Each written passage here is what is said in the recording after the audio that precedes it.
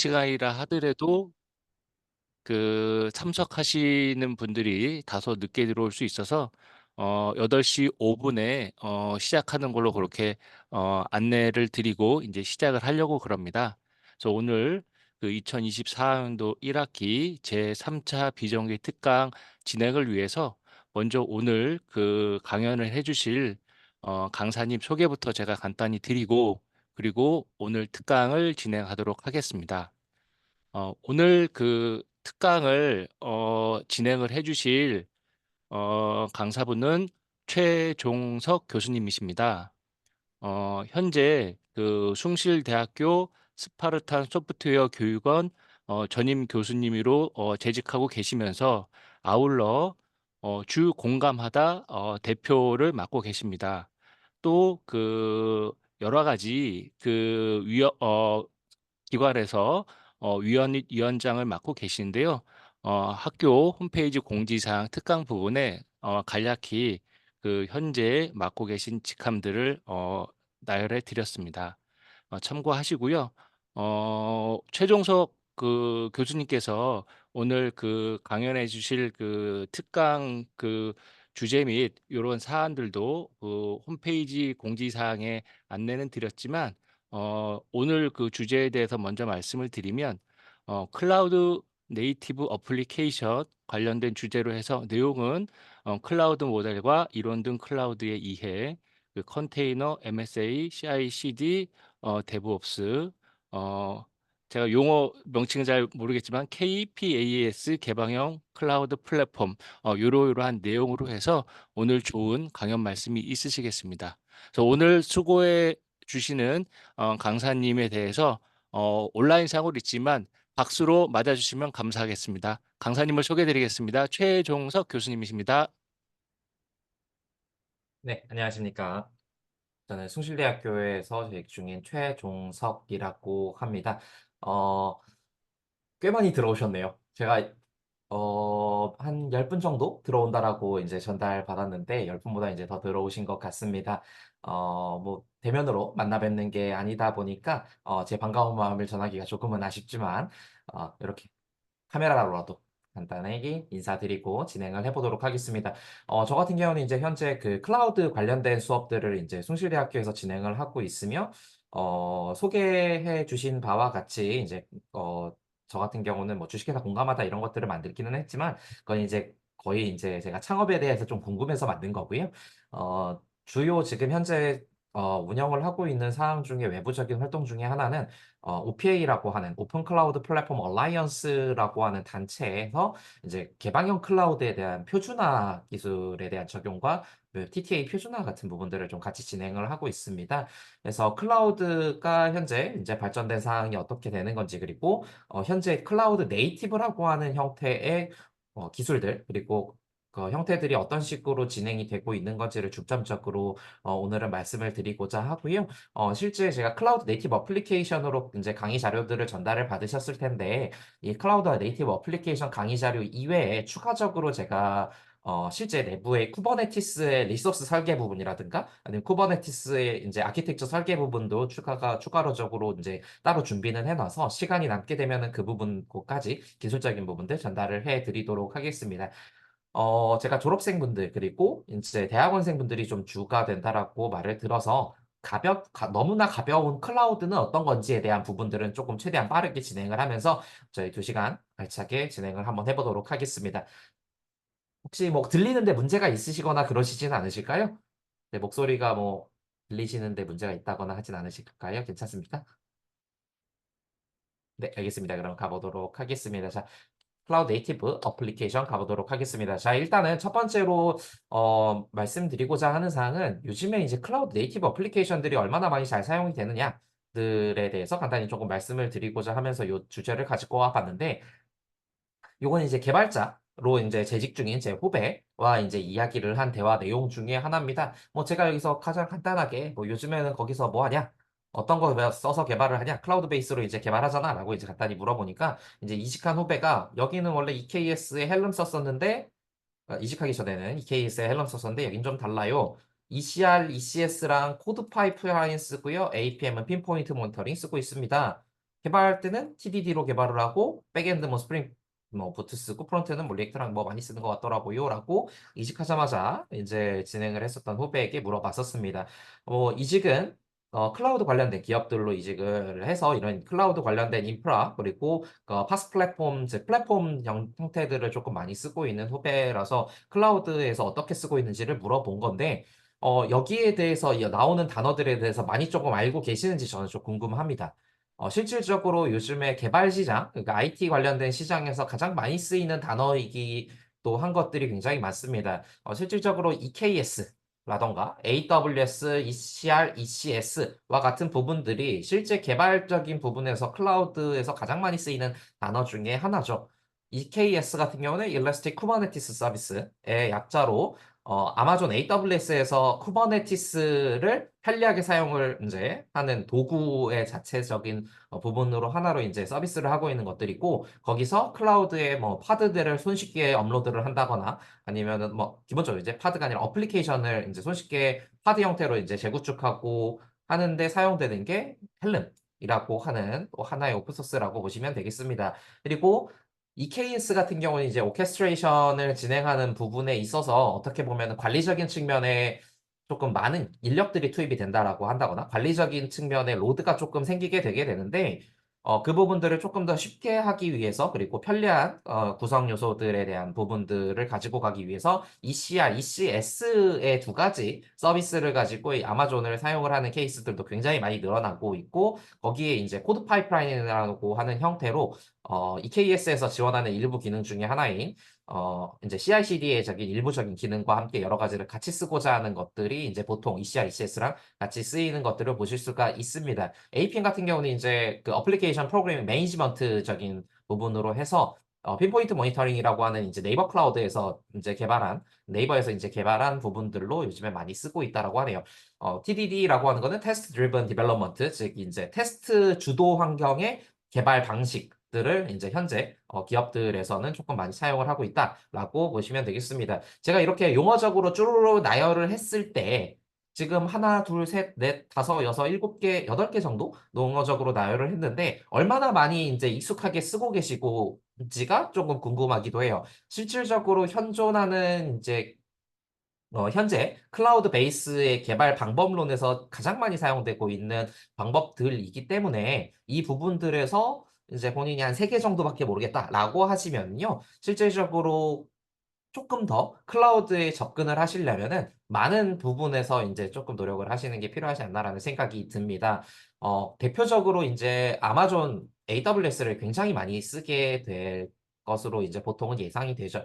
그리고 보통 아마존 AWS가 아니면 마이크로소프트에 있는 애저에 있는 부분들을 많이 쓰실 거고 구글의 GCP에 대한 부분들을 조금 많이 쓰시게 될 텐데 대부분 이제 아마존 AWS를 쓰신다라고 한다면 기본적으로 여기 있는 부분들을 거의 다 대부분 하실 거고 그게 아니시라고 하시면은 클라우드에 관심이 있고 클라우드 쪽으로 조금 많은 것들을 알고 싶다라고 하시는 분들은 여기서 나오는 용어적인 부분들을 조금 더 확인을 해보시면 좋을 것 같습니다. 제가 이 강의를 통해서 이 용어적인 부분들을 조금이라도 설명을 드리고 이제 나중에 개방형 클라우드 플랫폼에 대한 부분들까지도 설명을 드려서 충분히 클라우드 네이티브 어플리케이션에 대한 지식을 알 수 있도록 노력을 한번 해보도록 하겠습니다.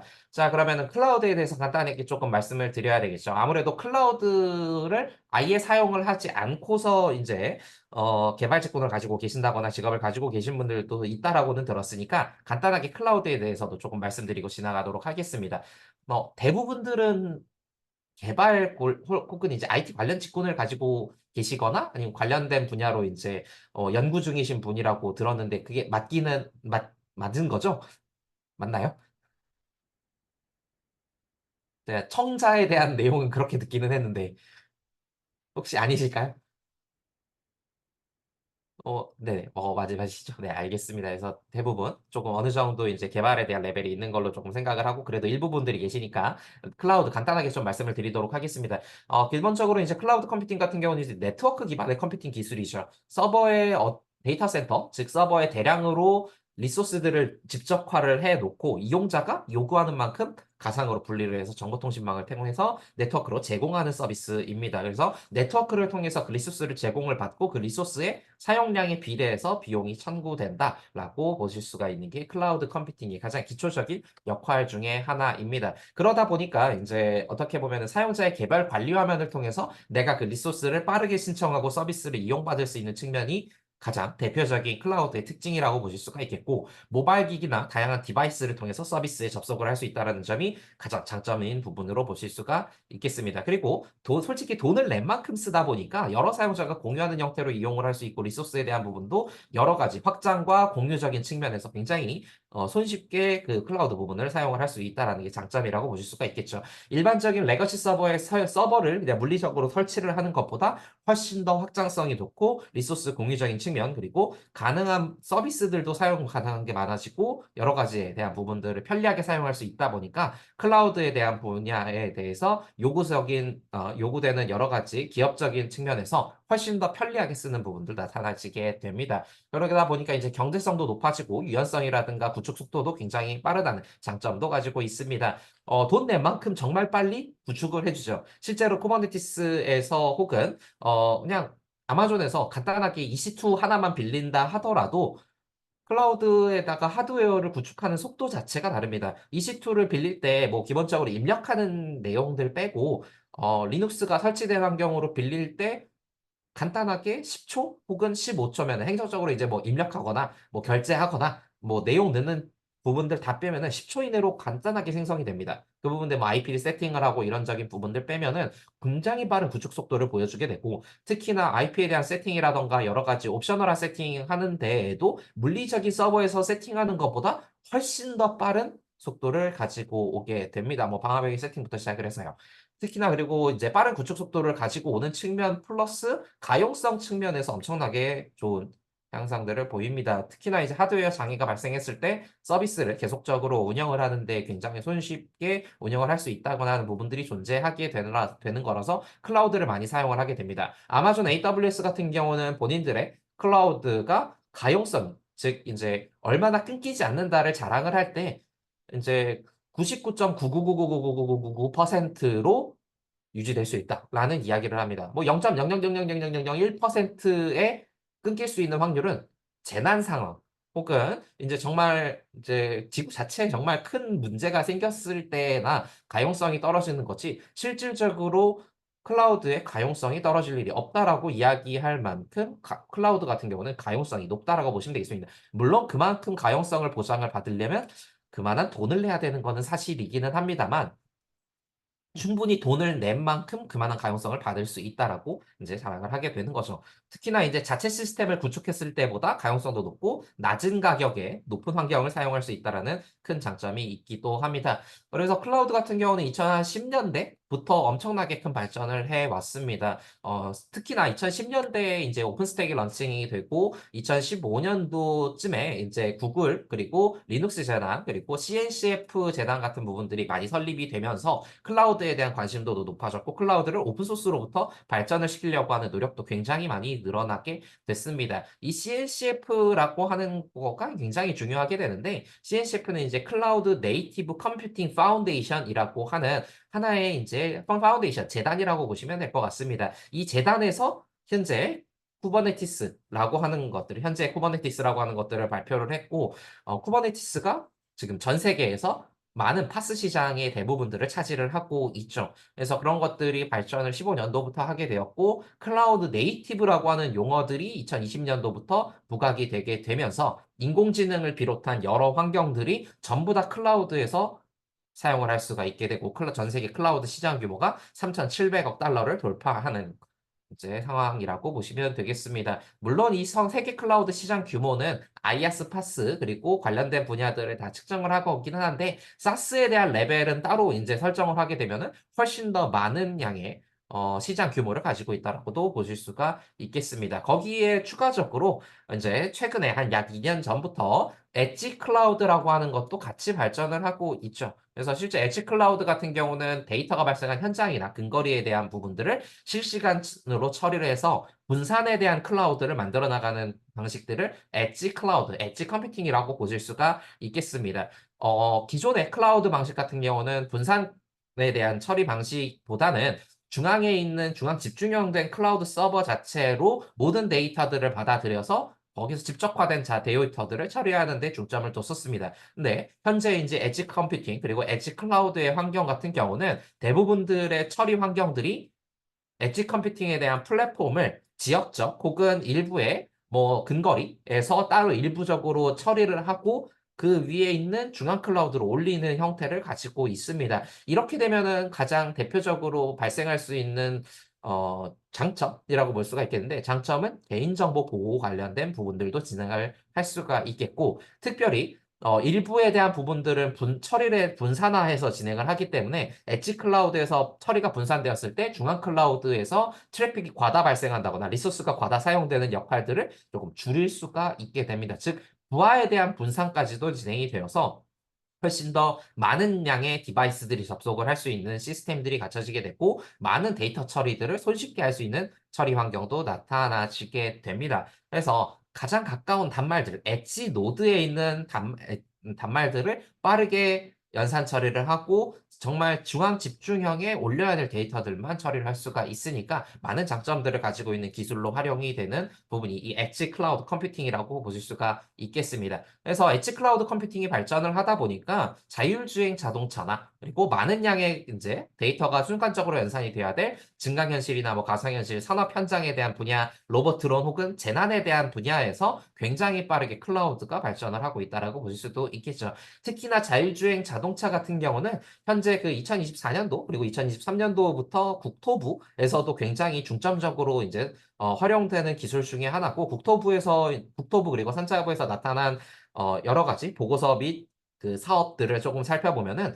고속도로와 같은 분야에 인공지능, 그 스마트 트랜스포테이션 시스템을 설치를 하고 인공지능 분야를 같이 설치를 해서 자율주행 자동차들이 훨씬 더 손쉽게 다닐 수 있도록 하는 기술까지도 생각을 하고 있다라고 보시면 되겠습니다. 거기서 나타나는 대부분들의 데이터 처리를 클라우드에 있는 엣지 노드들에서 엣지 클라우드 컴퓨팅 쪽에서 처리를 하게 돼서 훨씬 더 빠르게 자율주행차들이 데이터를 인식을 할 수가 있게 되고 많은 양의 데이터들을 이제 차량 간에서 처리를 할 수 있는 분야도 발전을 하고 있다라고 보실 수가 있겠죠. 이토록 이제 클라우드에 대한 분야는 엣지를 뿐만이 아니라 굉장히 여러 주요 산업에 대한 분야에서 발전을 하고 있는데 많은 분야들에서 발전을 하고 있는 만큼 많은 기업들이 그 클라우드의 기술에 참여를 하고 있습니다. 물론 오픈에 대한 환경이 아니라 오픈 소스 환경이 아니라 이제 여러 산업 분야에서도 많이 활용을 하고 있겠지만 오픈 소스 분야에도 여러 기업들이 참여를 하고 있죠. 그래서 대표적으로 CNCF, 즉 클라우드 네이티브 컴퓨팅 파운데이션에 참여하고 있는 기업들을 살펴보면은 아마존 그리고 뭐 MS 마이크로소프트 그리고 구글, IBM, 오라클, 뭐 세일스포스, 알리바바, 버라이즌, 뭐 VM웨어, 레드햇 등등 국내 혹은 국외 굴지의 기업들이 전부 다 클라우드 네이티브 컴퓨팅 파운데이션의 오픈 소스 형을 개발을 하는 데 참여를 하고 있고 쿠버네티스를 비롯한 여러 오픈 소스 기술들을 통해서 클라우드 네이티브 어플리케이션들이 발전되는 데에 도움을 주고 있다라고 보실 수도 있겠습니다. 이러한 이제 많은 기업들의 참여와 여러 발전들을 통해서 클라우드는 빠르게 성장을 하고 있고 클라우드 네이티브 컴퓨팅들이 굉장히 여러 가지에 대한 기술적인 측면으로 활용이 되고 있다라고 보실 수도 있겠죠. 그러다 보니까 국내 퍼블릭 IT 클라우드 그리고 국내 이제 인프라적인 부분들도 굉장히 빠르게 증가를 하고 있고 시장 동향 또한 당연하게 사스, 파스, IaaS들이 그리고 관리적인 보안들이 전체적으로 시장 전망도 굉장히 좋아지고 있다라고 보실 수가 있겠습니다. 2020년도에 조사된 결과로서는 2020년 2년도에 국내에는 3조 7천억 원 정도의 시장 규모를 가졌고 전 세계에서는 3억 3천억 달러 가량을 2022년도에 시장 규모를 가졌다라고 볼 수가 있겠죠. 근데 국내 파스의 시장 규모는 전 세계 파스 시장의 약 1%밖에 안 된다라는 조금 안타까운 사실도 존재합니다. 뭐 국내 시장에서의 파스를 다루는 기업들이 굉장히 많죠. 이제 네이버 클라우드 플랫폼부터 시작을 해서 KT 클라우드, NHN 그리고 NHN 클라우드 뭐 그다음에 카카오 엔터프라이즈 그리고 오케스트로도 있겠고요. 그다음에 여러 기업들이 존재를 합니다. 파스 시장에서 이제 국내에서도 여러 이제 파스 부분들을 다루고 있는 기업들이 있게 되는데 아직은 이제 세계 시장까지는 많이 규모들을 늘리지 못한 실정이라고 보시면 되겠습니다. 그러다 보니까 현재는 AWS, 구글, 즉 이제 GCP, AWS, GCP 그리고 애저 이 3사 마이크로소프트, 구글, 아마존 이 3사가 거의 전 세계 그리고 국내의 많은 파이들을 차지하고 있는 측면도 약간 아쉽지만 보실 수가 있겠습니다.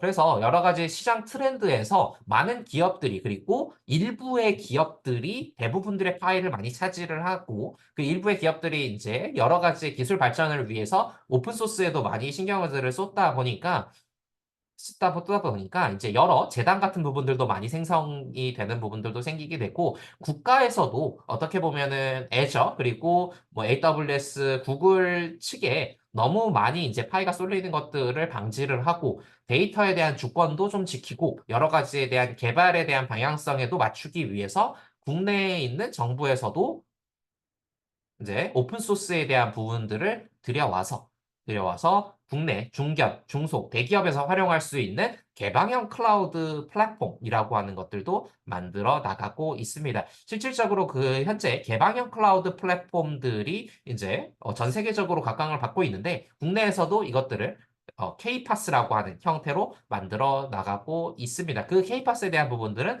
조금 이따가 이제 소개를 조금 시켜드리도록 하겠습니다. 그래서 결국에는 클라우드 컴퓨팅 2022년도, 2023년도에도 굉장히 많이 이제 트렌드들이 나오고 많은 빠른 속도의 발전들을 보여주고 있는데 22년도보다는 쭉 넘어가서 여러 가지 이제 쭉 넘어가서 23년도 트렌드를 간단히 조금 살펴보도록 하겠습니다.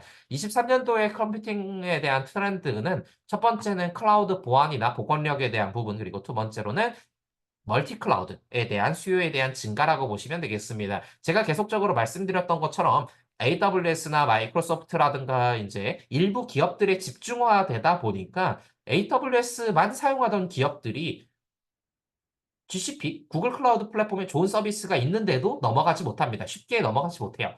이제 왜냐하면은 AWS의 서비스의 의존성에 죄송합니다. AWS에서 서비스하는 대부분들이 AWS의 이제 디펜던시를 너무 많이 가지고 있어요. 의존성을 너무 많이 가지고 있다 보니까 이것들을 다른 클라우드 컴퓨팅, 즉 CSP사로 옮기기가 쉽지는 않습니다. 옮길 때 데이터에 대한 부분들 그리고 마이그레이션해야 되는 너무나 많은 자료들이 존재를 하고 서버에 있는 여러 가지들을 분리시켜서 옮겨야 되는데 그것들이 쉽지가 않죠. 그거를 어느 정도는 최소화해서 뭐 클라우드를 2분화하고 3분화해서 충분히 다른 클라우드와 연합해서 사용할 수 있는 체계들이 많이 각광을 받고 있게 되는데 이것들의 대표적인 기술 중에 하나가 멀티 클라우드라고 보시면 되겠습니다. 의존성을 최대한 탈피를 하고자 CSP에서 다른 CSP에서 좋은 서비스가 있으면 그것들을 같이 사용하려면 훨씬 더 여러 가지 어플리케이션을 개발을 하는데 혹은 이제 기업에서 원하는 여러 가지들의 서비스를 제공을 받는데 편하고 훨씬 더 적은 비용으로 이것들을 사용을 할 수가 있으니까 멀티 클라우드에 대한 수요가 굉장히 많이 증가를 하고 있습니다. 그리고 인공지능 그리고 즉 이제 머신러닝에 대한 분야에서 기반 클라우드들이 많이 트렌드로 떠오르고 있다라고 볼 수가 있겠죠. 인공지능이랑 머신러닝 같은 경우는 현재 그냥 가장 각광받고 있는 기술이잖아요. 그래서 실질적으로 AI 옵스 그리고 ML 옵스라고 하는 형태로 머신러닝 OPS라고 하는 형태들이 CI/CD 기술과 연계해서 자동화된 형태의 머신러닝 학습 그리고 운영까지 이제 나타나는 것들이 굉장히 많이 각광을 받고 있습니다. 대표적으로 뭐 하나를 소개를 시켜드리자면 아마존 제품으로 소개를 시켜드리자면 이제 아마존의 세이지 메이커가 되겠죠. 아마존 세이지 메이커 같은 경우들은 인공지능에 대한 모델을 제가 이제 생성을 하고 그 모델들이 운영이 되고 하이퍼 파라미터에 대한 조정들이 필요를 하게 될 때 이러한 운영적인 부분과 조정에 대한 이제 부분들 그리고 테스트에 대한 부분들을 전부 다 자동화된 룰로 이제 입력을 할 수가 있는 부분들을 서비스를 제공을 하고 있고 그것들을 이제 모델을 학습시키는 롤까지도 이제 모든 것들을 관리를 할 수 있게 만들어주는 하나의 이제 인공지능 관리 도구로서 이제 세이지메이커라고 하는 부분들이 사용이 되고 있습니다. 국내에서는 이제 뭐 대표적으로 뭐 디지털 교과서를 만드시는 교육업에 계시는 분들이라든가 혹은 IT 관련된 분야에서 데이터를 학습시켜야 되는 분들에서 AWS 세이지메이커들을 굉장히 많이 활용을 하고 있고요. 이런 이제 어, 머신러닝, 인공지능에 대한 부분들도 클라우드를 통해서 자동화되는 이제 분야들이 각광을 받고 있다라고 보실 수가 있겠죠. 그리고 로우 코드나 노 코드에 대한 클라우드 서비스도 굉장히 많이 늘어나지고 있습니다. 실질적으로 인공지능 관련된 분야와 접목을 시켜서 뭐 버블이라든가 혹은 구글에서 제공을 하는 일부 서비스 같은 형태들도 제가 객체 인식이라고 하는 모델들을 훈련을 시키게 될 때 욜로를 통해서 모델을 제가 업그레이드를 이제 한다라고 생각을 할게요. 욜로에 제가 이제 기본 모델에다가 추가적인 제 모델을 추가를 시키고 싶은데 전이학습을 하고 싶은데 그 전이학습을 할 때 일반적으로 클라우드의 자원을 통해서 리소스를 사용을 하고 그리고 전이학습된 결과에 하이퍼 파라미터를 변경을 할 때에도 노코드로 그것들을 변경을 할 수가 있게 되는 부분들도 나타나시게 될 거고요. 그리고 실질적으로 노코드로 버블을 사용을 하게 되면은 버블 같은 경우에는 제가 이제 웹 서비스 프론트엔드 부분들을 소스 코드 없이 클라우드에서 편리하게 웹 서비스들을 만들 수 있는 것들도 굉장히 많이 늘어나고 있는 형태들을 보실 수가 있겠습니다. 이런 식으로 이제 2023년도가 대부분들이 클라우드와 접목된 인공지능이 굉장히 많은 트렌드로 발전을 하고 있다라고 보실 수가 있겠고, 클라우드 기반의 게임에 대한 부분들도 굉장히 많이 발전을 하고 있습니다. 어떻게 보면 이제 클라우드랑 실시간 게임은 어떻게 보면 약간은 어울리지 않는 성격들은 원래는 가지고 있었습니다. 실제 게임이라고 하는 것들이 실시간성이 반영이 돼야 되다 보니까 네트워크를 통한 지연, 즉 레이턴시가 너무 많이 걸리게 되면 문제가 커졌었어요. 근데 클라우드에서 굉장히 빠른 프로세싱이 가능해졌고 훨씬 더 빠른 죄송합니다. 레이턴시가 적은 역할들의 네트워크도 우리가 가능해졌기 때문에 클라우드 기반으로 게임을 사용을 할 수 있는 부분들도 늘어나게 됐다라고 보실 수가 있겠죠. 그리고 그러다 보니까 뭐 이제 저희 AI나 그리고 ML, 머신러닝에 대한 클라우드에 대한 부분에 대한 의존성도 증가를 해서 클라우드에서 많이 사용을 하고 있고 컴퓨팅 인프라를 소유하지 않더라도 여러 가지를 이제 사용할 수 있는 분야들이 늘어나고 있다라고 보실 수가 있겠습니다. 그래서 이제 클라우드에 대한 부분에 대한 트렌드 그리고 간단한 정의에 대해서 말씀을 드렸고요. 이제 클라우드의 모델에 대해서 간단히 좀 말씀을 드리도록 하겠습니다. 이 부분들은 어떻게 보면은 현재 대학원 분들이시잖아요. 특히나 이제 직장인 분들이 좀 많다라고 들어서, 너무 어떻게 보면 이제 학부 레벨의 내용이 될 수가 있으니까 조금 빠르게 후루룩 지나가 보도록 하겠습니다. 자, 기본적으로 이제 우리가 클라우드를 이제 분류를 지을 때 IaaS, PaaS, SaaS라고 하는 세 가지로 보통 분류를 만들게 되겠죠. IaaS 같은 경우는 인프라스트럭처에서 서비스라고 합니다. 인프라스트럭처 같은 경우는 이제 기본적으로 물리적인 레벨의 단계들을 자랑을 하게 되는데요. 리소스들을 가상화한다거나 혹은 물리적으로 나타난 네트워크에 대한 가상화, 즉 인프라를 이제 가상화하는 측면들이 가장 많은 분야들을 차지를 하게 되고, 특히나 이제 파스 같은 경우들은 소프트웨어 개발자분들이 가장 많이 사용하는 분야라서 이제 프레임워크들 그리고 플랫폼들을 가상화해서 개발자분들이 리소스들을 편리하게 가상화된 것들을 사용을 할 수 있는 레벨이 파스라고 보시면 되겠고, 실질적으로 그 파스를 통해서 개발된 개발물들이 클라우드에서 운영이 되게 되면 어플리케이션 레벨에서 사용될 수 있는 게 사스라고 보실 수가 있겠습니다. 그래서 이 세 가지의 레벨로 분류를 해볼 수가 있습니다. 전통적인 IT는 관리적인 측면에서 따지고 보면은 만들어지는 리소스, 스토리지, 네트워킹, 그리고 가상화에 대한 모든 부분들, 운영체제에 대한 컨트롤까지 모든 부분들을 사용자, 즉 이제 개발자가 관리를 해야 된다라고 쳤으면 IT 관리자, 매니지먼트들이 이제 관리를 해야 된다라고 쳤으면 아이아스에 대한 부분만 내가 빌려서 쓸 때는 서비스로서 대부분들을 이제 빌려서 사용을 할 수가 있게 되고 이제 IaaS를 빌려서 쓴 이후에 그 위에는 사용자가, 즉 개발 IT 관리자고 그 개발자들이 그 위에다가 여러 가지들에 대한 부분을 입혀서 사용을 할 수가 있는 부분들도 있고, 파스에 대한 부분들로 전부 다 빌려서 쓰게 되면은 파스에서는 데이터에 대한 관리, 플랫폼 프레임워크들 어떻게 사용을 해야 되는지에 대한 부분들만 관리를 하게 되면 어플리케이션들을 손쉽게 개발할 수 있는 분야가 파스에 대한 분야라고 보시면 되겠습니다. 사스는 그거에 대한 모든 부분을 빌려서 어플리케이션들이 그냥 실행되는 것들이 하나의 사스라고 보실 수가 있겠죠. 그 이후에 더 많은 관점들이 조금 늘어났습니다. 뭐 파스라든가 에이파스 그리고 카스라고 하는 부분들이 점차 늘어나게 되는데 이 부분들에서 가장 중요하게 살펴봐야 될 부분들이 카스라고 보실 수가 있겠습니다. 카스는 이제 컨테이너에서 서비스를 뜻하게 되는데 컨테이너 관점에서 사용되는 분야라고 보시면 되겠습니다. 컨테이너 관점은 결국에는 파스와 거의 이제 흡사한 케이스라고 보실 수가 있겠습니다. 결국에는 파스에 이제 어떻게 보면은 쿠버네티스를 설치를 해서 대부분의 쿠버네티스 오케스트레이션을 이제 유지를 하는 컨테이너 관점의 서비스를 거의 뜻하게 되게 되는데 컨테이너에 대한 부분들, 볼륨에 대한 부분들, 거기서 사용될 수 있는 로드 밸런싱 그리고 IPS 서비스 오케스트레이션 같은 부분들이 컨테이너 관점적인 분야로 이제 하나의 용어적인 분야가 늘어났다라고 생각을 하시면 되겠는데요. 대부분들이 이제 카스에 대한 관점은 쿠버네티스를 설명을 하게 되는 CNCF에서 대부분 이야기를 하는 관점들이지 일반적인 용어에서는 아직까지도 IaaS, 파스, 사스에 대한 용어로 거의 정리가 되니까요.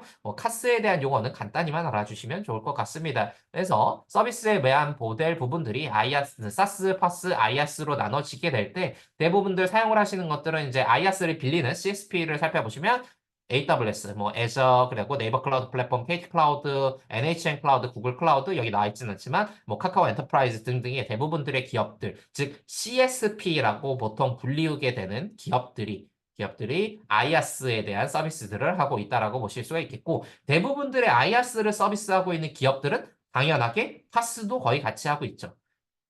IaaS 서비스를 하는 곳에서 파스를 안 하고 있는 기업들은 거의 본 적이 없는 것 같습니다. 그래서 파스만 하고 있는 기업들은 뭐 에벤지라든가 여러 가지들을 볼 수가 있겠는데 그 중에 특별하게 개방형 클라우드 플랫폼이라는 것들도 보실 수가 있겠습니다. 제가 이게 개방형 클라우드 플랫폼이 아까 전에 잠깐 말씀드렸던 정부에서 개발한 파스 플랫폼이라고 보시면 될 것 같습니다. 어떻게 보면은 파스 시장에 대한 부분들이 아래에 나와져 있는 AWS, 마이크로소프트, 구글에서 대부분들을 차지를 하고 있고 거기에 대한 의존성이 너무 높아지니까 국내에 대한 데이터의 주권이라든가 여러 가지의 기업들이 파스를 이제 시작하고 사용을 하는 데 훨씬 더 손쉽게 도움을 주기 위해서 전자정부 프레임워크처럼 만든 게 개방형 클라우드 플랫폼의 일부라고 보시면 되겠습니다. 근데 전자정부 프레임워크랑은 조금 다른 게 전자정부 프레임워크 같은 경우에는 솔직히 개발자분들이 이제 어떻게 느끼실지 모르겠고, 그것들을 이제 제공하는 공공기관 분들이 어떻게 느끼실지는 모르겠지만, 개발자분들은 이런 얘기들을 조금 하시더라고요. 전자정부 프레임워크들은 좀 무겁다. 너무 많은 기능을 담고 있다. 뭐 기능이 많은 건 좋고 훨씬 더 서비스가 많이 되고 보안적인 업데이트라던가 여러 가지들이 빠르게 되는 것들은 응용을 할 때 굉장히 좋으나 서비스를 개발하는 측면에서는 조금 무겁다라는 이야기들도 조금 하세요. 그러다 보니까 개방형 클라우드 플랫폼을 만드는 국가 입장에서는 약간은 부담스러웠던 이야기거든요. 그러다 보니까 개방형 클라우드 플랫폼을 만들 때는 최대한 개발자들을 배려를 하고 개발자들이 라이트한 형태에서 최대한 많은 효과들을 얻을 수 있도록 추가적인 것들이 있으면 본인들이 사용을 해서 이제 추가적으로 오픈 소스를 설치를 한다거나 본인들의 여러 가지들을 추가로 설치를 해서 사용할 수 있도록 최대한 파스에 대한 부분들을 이제 최소화하고 이제 많은 적용 기능들을 가지는데 최대한 중점을 뒀다라고 보실 수가 있겠습니다. 그래서 쿠버네티스를 가장 베이스로 하면서 필수적으로 요구될 수 있는 오픈 소스들을 하나로 합쳐놓은 플랫폼이 개방형 클라우드 플랫폼이라고 보실 수가 있겠습니다. 그래서 실질적으로 국가에 대한 여러 가지 파스뿐만이 아니라 여러 기업들에서 이 개방형 클라우드 플랫폼을 차용을 해서 파스 시스템들을 본인 네, 이제 서버에 설치를 한다거나 아니면은 실제 KT 혹은 네이버 클라우드 플랫폼 혹은 카카오 엔터프라이즈에 있는 개방형 클라우드 플랫폼들을 응용해서 사용을 하고 있다라고도 보실 수가 있겠죠. 훨씬 더 어떻게 보면은 사용하는 방법들을 최대한 개발자들에게 편리성을 많이 맞춰줬고 최대한 그것들의 의존성이 다른 어플리케이션에 미치지 않게끔 잘 만든 플랫폼이 이제 개방형 클라우드 플랫폼이라고 보실 수가 있겠습니다. 현재 이제 6.5 이상의 버전까지 이제 나타나게 됐고요. 이 부분들은 조금 뒤에서 대해서 다시 한번 개방 클라우드 플랫폼 얘기 드릴 때 더 자세히 말씀을 드리도록 하겠습니다. 이것들을 그리고 IaaS, SaaS, PaaS 분야가 아니라 퍼블릭 클라우드, 하이브리드 클라우드, 뭐 프라이빗 클라우드의 모델로서도 나눠 볼 수가 있게 되는데 퍼블릭 클라우드 같은 경우는 아까 말씀드린 AWS 그리고 뭐 아마존 네, 이제 서비스죠. AWS 그리고 마이크로소프트, 뭐 구글과 같은 분야의 클라우드를 지원하는 게 퍼블릭 클라우드라고 보시면 되겠습니다. IT 인프라 기업들이 서비스 사용료를 내고 그냥 사용을 빠르게 접근을 해서 사용을 하면은 그게 이제 퍼블릭 클라우드가 되는 것이고요. 프라이빗 클라우드는 그와 반대로 이제 원래 서버가 있으신 기업들에서 혹은 서버를 가지고 있는 공공기관들에서 굳이 외부에 서비스를 빌려다 쓰는 게 아니라 클라우드를 자체적으로 구축을 해서 사용하는 케이스들을 프라이빗 클라우드라고 보실 수가 있겠죠. 그리고 그것들을 동시에 사용을 했을 때는 하이브리드 클라우드, 죄송합니다. 라고 하이브리드 클라우드라고 보실 수가 있겠습니다. 퍼블릭 클라우드와 이제 프라이빗 클라우드를 연계해서 사용하는 개념들도 많이 늘어나고 있어서 하이브리드 클라우드라고 하는 용어 자체도 익숙하게 느끼실 수가 있으실 거예요. 왜 이렇게 많이 쓰냐면은 퍼블릭 클라우드에서는 기본적으로 이제 외부적인 서비스들을 개발을 하고 그 분야들이 서비스가 될 수 있도록 하면서 프라이빗 클라우드에서는 기본 이제 개인정보 보호라든가 혹은 중점적인 데이터들을 처리를 하는데 초점을 맞춰서 이제 진행을 하시게 된다라고 한다면 어떻게 보면 데이터의 보안적인 분야와 서비스에 대한 분야들을 두 가지를 동시에 가져갈 수 있는 것들을 사용을 하실 수가 있게 됩니다. 그래서 하이브리드 클라우드 같은 경우들을 요즘 일반적인 기업들에서 굉장히 많이 활용되고 있는 것들을 나타나지고 있는 것들을 보실 수가 있겠죠. 퍼블릭 클라우드 같은 경우는 당연히 이제 외부에 있는 서비스들을 사용을 하다 보니까 기업들이 따로 유지 관리하지 않아도 됩니다. 알아서 유지 관리되고 가용성을 높여줄 것이고 이제 돈만 내면 무제한에 가까운 확장성들을 보여줍니다. AWS 그리고 구글의 마이크로소프트에 돈만 내면은 많이 용량을 리소스들을 사용을 할 수 있게 해주는 것과 이제 동일한 이치인데 그러다 보니까 높은 안정성을 가지죠. 엄청나게 높은 안정성을 가지게 됩니다. 아까 말씀드렸던 것처럼 안정성, 가용성적인 측면들이 광대한 서버를 통해서 많이 복제된 서버들이 존재를 하게 되고 훨씬 더 실패에 대한 부분들이 많이 나타나지 않는 분야가 퍼블릭 클라우드가 되겠습니다. 안정적이다라고 하는 게 가장 강점이 되겠고, 프라이빗 같은 경우는 보안성이 강화된다는 거죠. 제 데이터들을 퍼블릭에다가 안 올려도 되는 것들이 있고, 개인정보 보호라든가 여러 가지, 특히나, 어떻게 보면 이제 망분리가 필수적인, 국내의 망분리가 필수적인 산업군에서는 더 필요한 게 프라이빗 클라우드의 일부라고도 보실 수가 있겠죠. 퍼블릭으로 데이터가 유출되면 안 되는 형태, 법령으로 완전히 나눠져 있어서 그러한 형태들에 대해서는 프라이빗 클라우드를 지향을 하고 이제 사용을 하게끔 되어져 있겠죠. 그리고 그것들을 같이 쓰는 게 하이브리드 클라우드가 되겠습니다. 어떻게 보면 이제 부담 없이 클라우드를 퍼블릭으로 썼다가 프라이빗으로 썼다가 전환을 할 수 있다 보니까 하이브리드 클라우드에 대한 형태도 많이 나타나게 되고 그 하이브리드 클라우드를 지원을 하기 위한 퍼블릭 클라우드에서의 서비스 제공도 있습니다. 그래서 AWS 아웃포스트라든가 애저 스택이라든가 구글 클라우드의 뭐 네, 엔포스라고 하는 서비스들을 사용을 하게 되면요. 실질적으로 프라이빗 클라우드와 퍼블릭 클라우드를 연계되는 작업들도 손쉽게 작업을 할 수가 있게 됩니다. 그래서 기업이 프라이빗 클라우드를 통제를 하고 제어할 수 있는 권한도 받을 수 있어서 퍼블릭 하이브리드 클라우드는 굉장히 많이 활용이 되어지고 있습니다. 그리고 아까 말씀드렸던 것처럼 멀티 클라우드 환경들이 요즘에 떠오르고 있죠. AWS만 쓰고 KT 클라우드만 쓰고 네이버 클라우드만 쓰고 하다 보면은 내부적인 이제 서비스의 의존성들을 너무 많아 가지게 되니까 AWS의 일부 그리고 네이버의 일부, KT 클라우드의 일부 아니면 그 어느 정도의 일부는 프라이빗으로 배치를 하고 여러 가지들을 혼합해서 클라우드들을 사용할 수 있는 형태가 멀티 클라우드라고 보실 수가 있겠습니다. 클라우드 서비스의 조합을 통해서 결국에는 가격 경쟁력들을 확보를 하고자 하는 부분들이 많기 때문에 멀티 클라우드에 대한 분야가 굉장히 많이 늘어나고 있다고 보실 수가 있겠습니다. 그래서 IaaS, SaaS, PaaS에 대해서 간단히 좀 말씀을 다시 한번 드리자면 IaaS 같은 경우는 물리적인 자원들을 가상화해 주기 때문에 이 가상화 레벨에서 물리적인 것들을 어떤 식으로 가상화를 하느냐가 가장 중점인 기술적인 사항들이 되겠습니다. 그 기술적인 사항들에서 가장 대표적인 게 하이퍼바이저와 컨테이너 방식이라고 볼 수가 있겠죠. 하이퍼바이저는 어떻게 보면은 AWS의 EC2에 대한 형태라고 보시면 되겠습니다.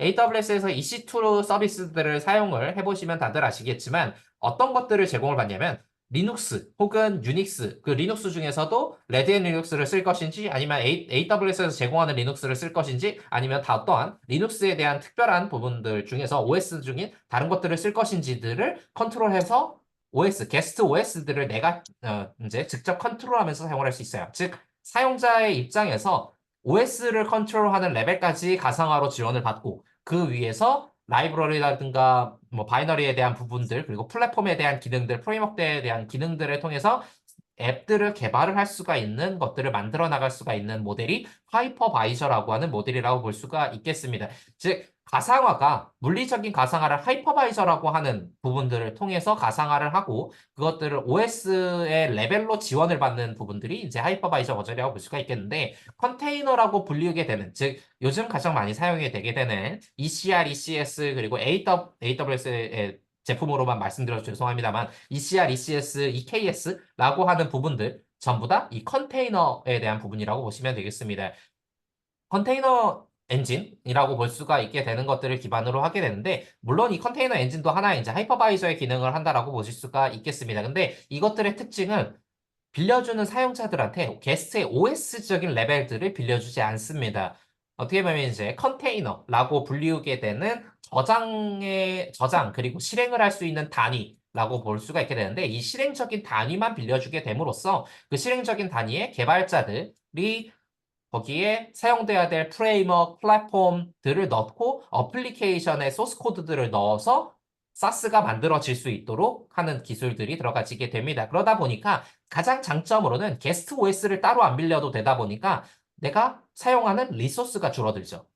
리소스가 줄어든다는 말은 결국에는 어떤 얘기냐면은 돈이 줄어든다는 겁니다. 클라우드는 제가 제일 첫 번째 아까 말씀드렸던 것처럼 빌리는데 돈이 듭니다. 리소스를 많이 사용하면 많이 사용할수록 서비스 트래픽이 늘어나면 늘어날수록 돈이 많이 늘어나는 것이라서 리소스를 줄이는 게 제 자산을 줄일 수가 있는 거죠. 자산의 이제 지출을 줄일 수가 있게 되는 건데 지출을 줄이는데 가장 이제 특화된 부분이 컨테이너적인 부분이라고 보실 수가 있겠습니다. OS 하나만 줄이면 엄청나게 리소스를 많이 줄일 수 있거든요. 저장 용량부터 사용되는 트래픽 그리고 여러 가지 리소스를 다 줄일 수가 있다 보니까 컨테이너적인 측면들이 굉장히 부각이 됐고 특히나 이 컨테이너라고 하는 분야들 같은 경우는 복제 그리고 백업에 엄청나게 특화된 기능들을 가집니다.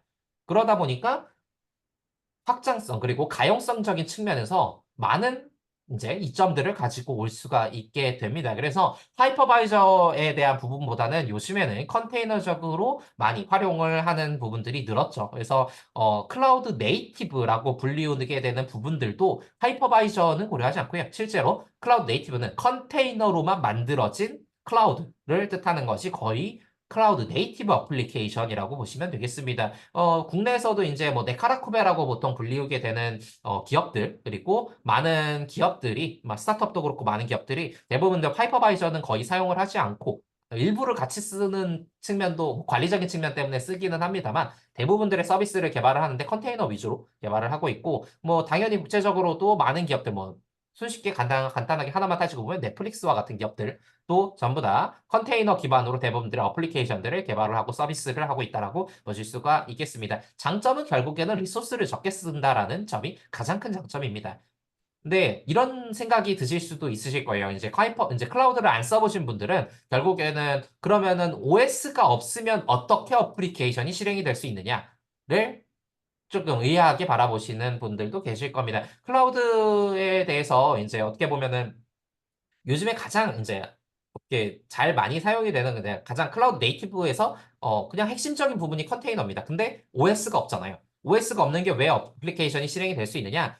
여기 내부적으로 라이브러리 그리고 바이너리 그리고 이제 플랫폼 프레임워크들을 집어넣게 될 때 실질적으로 어플리케이션 그리고 플랫폼 프레임워크들이 실행될 수 있는 최소한의 커널은 같이 집어넣습니다. 여기 표현이 되지는 않겠지만 OS에서 프로세스를 실행을 시키는 데 필요한 가장 이제 요소 기술 중에 하나인 커널, 리눅스 커널이라든가 이제 실행될 수 있는 기본 커널들을 내부적으로 같이 포함시킴으로써 OS의 모든 부분이 아닌 가장 최소한 기능들을 넣으니까 어플리케이션들이 실행이 될 수 있다라고 보시면 될 것 같습니다. 그래서 뭐 커널이라고 하는 부분들이 이제 같이 드러나게, 아니, 같이 이제 넣어지게 돼서 하나의 컨테이너들을 만들어지게 될 것이고요. 컨테이너들이 사용되는 것들이 이제 기본적인 컨테이너 엔진에서 관리될 수 있다라고 보실 수가 있겠습니다. 그래서 장점과 단점으로는 이제 훨씬 더 리소스를 적게 차지하는데 단점을 제가 써놓기는 했습니다만 단점이라고 볼 수는 없습니다. 이 단점들도 전부 다 여러 오픈소스라든가 여러 기능들을 통해서 다 제거를 할 수 있는데 하이퍼바이저는 단점이 좀 가장 큽니다. 어떻게 보면 가상 서버 OS들을 제공을 받기 때문에 부팅 시간이 좀 걸린다던가 아니면은 하드웨어 리소스의 소비량이 많다라든가 이런 부분들이 가장 큰 단점으로 나타나긴 하는데 아직도 쓰이는 이유 중에 하나는 가상 서버들보다 OS를 내가 선택을 할 수 있게 됩니다. 그리고 완전히 분리할 수 있는 OS들을 이제 만들어낼 수가 있다 보니까 서버들마다 완전히 분리한 OS들을 사용을 할 수 있다 보니까 아직도 하이퍼바이저는 일부 사용이 되는 분야들에서 이제 계속적으로는 사용이 되고 있습니다.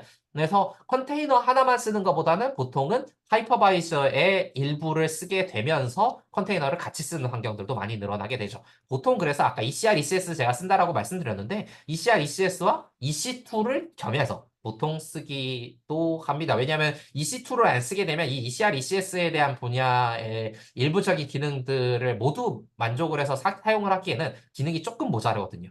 그렇다고 쿠버네티스 서비스를 사용을 하기에는 돈이 조금 더 들고 관리적인 측면도 더 필요하고 하다 보니까 하이퍼바이저에 있는 EC2 그리고 ECR, ECS를 보통 혼합해서 사용을 하는 측면들이 조금 많다라고도 보실 수가 있겠습니다.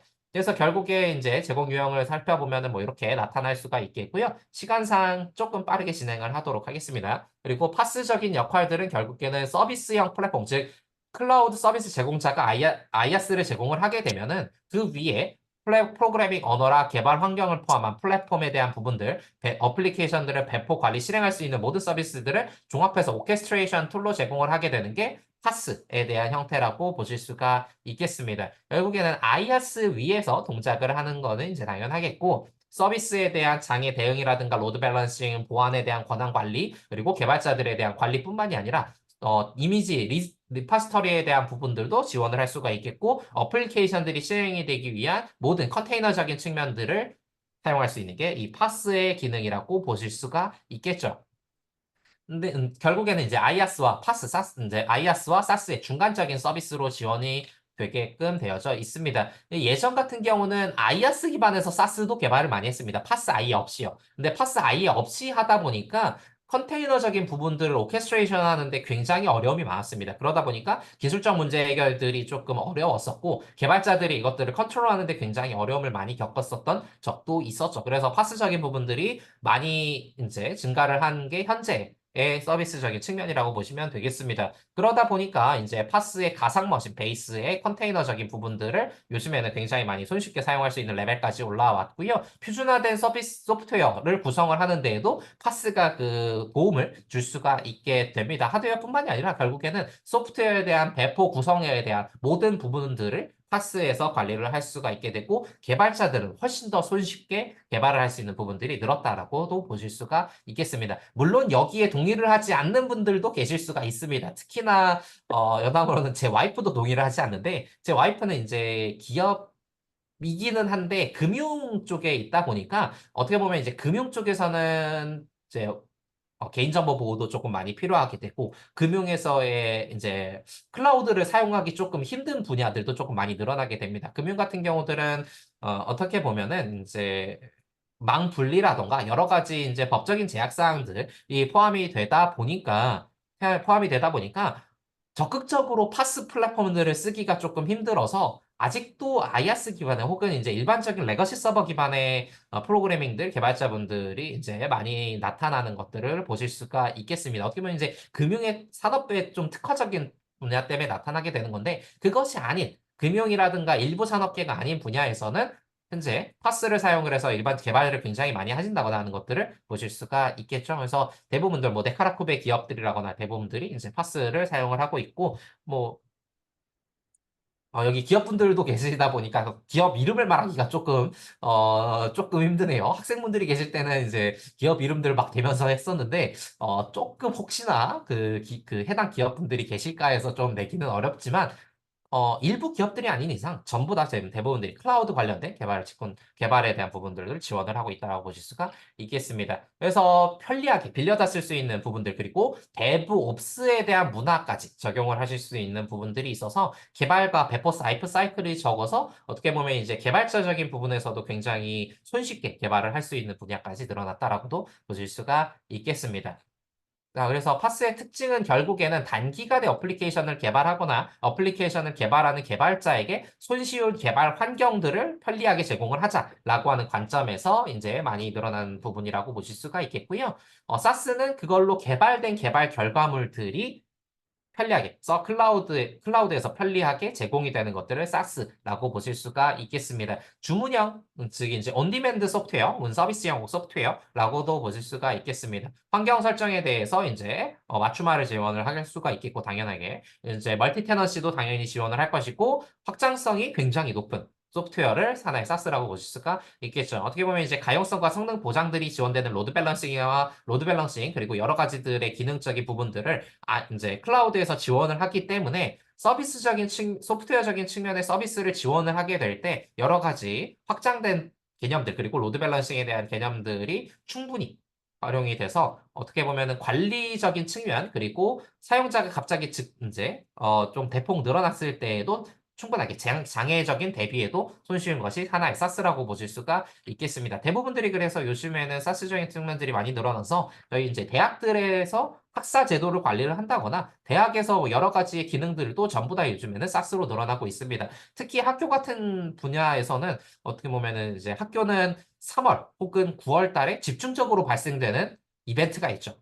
네, 특히나 이제 학부생들이 많이 참여하는 학부생들의 모두가 참여하는 이벤트인 수강 신청이라고 하는 것들이 발생을 하게 될 때 어떻게 보면 그때만 증서를 하면 되거든요. 근데 이 증서를 한다라고 하는 개념 자체가 레거시 서버는 예전에는 조금 힘들었어요. 그러다 보니까 트래픽을 관리하거나 증서라는 문제에서 학생들의 불만도 많았었고 학교에서 관리적인 측면의 불만도 많았어서 이제 학교에서 아예 사스적인 형태로 학사 관리 시스템들을 만들어서 이제 학생들이 학사 관리에 대한 모든 분야들에서 로드 밸런싱이 발생돼야 될 때는 로드 밸런싱이 되게 자동적으로 되게끔 만들어지고 여러 가지 형태로 손쉽게 확장성들이 나타나지게 되는 것들을 이제 대학에서도 많이 활용을 하고 있습니다. 대학에서도 활용을 하는 측면이면은 일반적인 서비스에서는 당연히 언제 많은 부분에서 사용을 할 수 있다라고도 볼 수가 있겠죠. 성숙도도 레벨 뭐 1, 2, 3, 4라고 보실 수가 있게 되는데 레벨 4 그리고 레벨 3들을 대부분들의 사스에서는 지원을 하고 있습니다. 레벨에 대해서 간단히 말씀을 드리면 요렇게 볼 수 있을 것 같아요. 어플리케이션을 하나 만들었을 때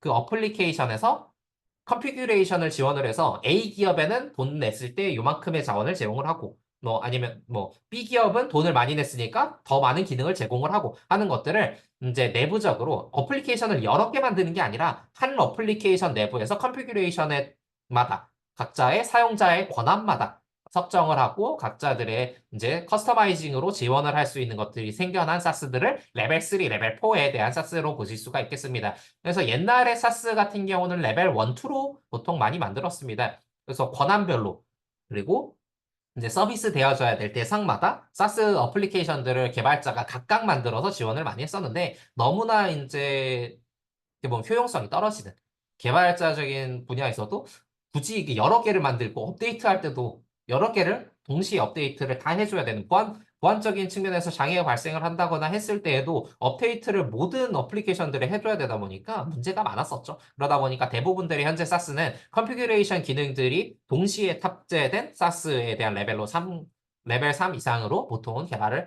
하고 있는 측면으로 이제 보시면 되겠습니다. 환경 설정을 통해서 대부분들이 이제 그런 맞춤화를 진행을 하고 멀티 테너시의 다중 사용자 그리고 확장성에 대한 조건들을 모두 충족하고 있는 형태가 현재의 사스라고 보실 수가 있겠죠. 그래서 비즈니스 운영이라든가 세일즈, 마케팅, 개발, 인사, 교육적인 측면들이 굉장히 사스에 대해서 레벨로 많이 사용이 되고 있고 에듀테크에 대한 분야에서도 사스가 굉장히 현재 많이 사용이 되고 있죠. 그래서 에듀테크에 대한 분야에서 2025년도부터 초등학교 3, 4학년 그리고 2026년도, 27년도에 넘어가게 되면은 AI 디지털 교과서라고 하는 것들을 통해서 초등학교, 중학교, 고등학교, 그리고 그 이외에 추가적인 교육을 받고자 하는 모든 사람들에게 이제 교육적인 측면에서도 사스가 많이 늘어날 것으로 보이고 있습니다. 그래서 교육적인 사스 뿐만이 아니라 여기서 말씀드리는 대부분들의 산업군 그리고 모든 곳들에서 사스가 늘어나고 있다고 보실 수가 있겠죠. 그래서 실질적으로 클라우드에 아이아스를 빌리고 그 위에 파스를 적용을 시켜서 만들어진 사스가 많이 늘어나고 있어서 클라우드 시장들이 점차 증가를 하고 있다라고도 보실 수가 있겠습니다. 그리고 그것들에 대해서 신기술적인 개념들 중에 하나가 클라우드 네이티브 어플리케이션으로 보실 수가 있겠습니다.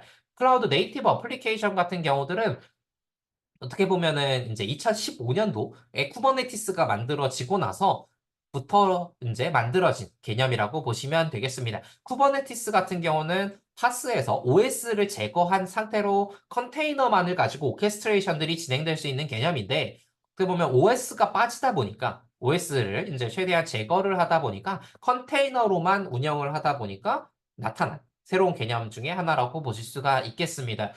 그래서 컨테이너를 기반으로 클라우드 네이티브 어플리케이션들의 개념들이 동작을 하게 되고 마이크로 서비스 아키텍처라고 하는 부분들이 같이 나타나지게 됩니다. 그리고 그거와 맞춰서 데브옵스, CI/CD와 같은 분야들도 늘어나게 되는 게 클라우드 네이티브 어플리케이션이라고 보실 수가 있겠습니다. 즉 컨테이너만 사용을 하는 즉 OS가 없어진 자원 활용성이 가장 좋은 형태로만 남아진 리소스들을 활용을 해서 클라우드 이점을 최대한 활용을 하고 그 안에서 어플리케이션을 구축하고 실행하는 방식이 클라우드 네이티브라고 보시면 되겠습니다. 원래 네이티브라고 하는 용어 자체는 영어로 따지고 보면 이제 선천적인이라고 하는 용어잖아요.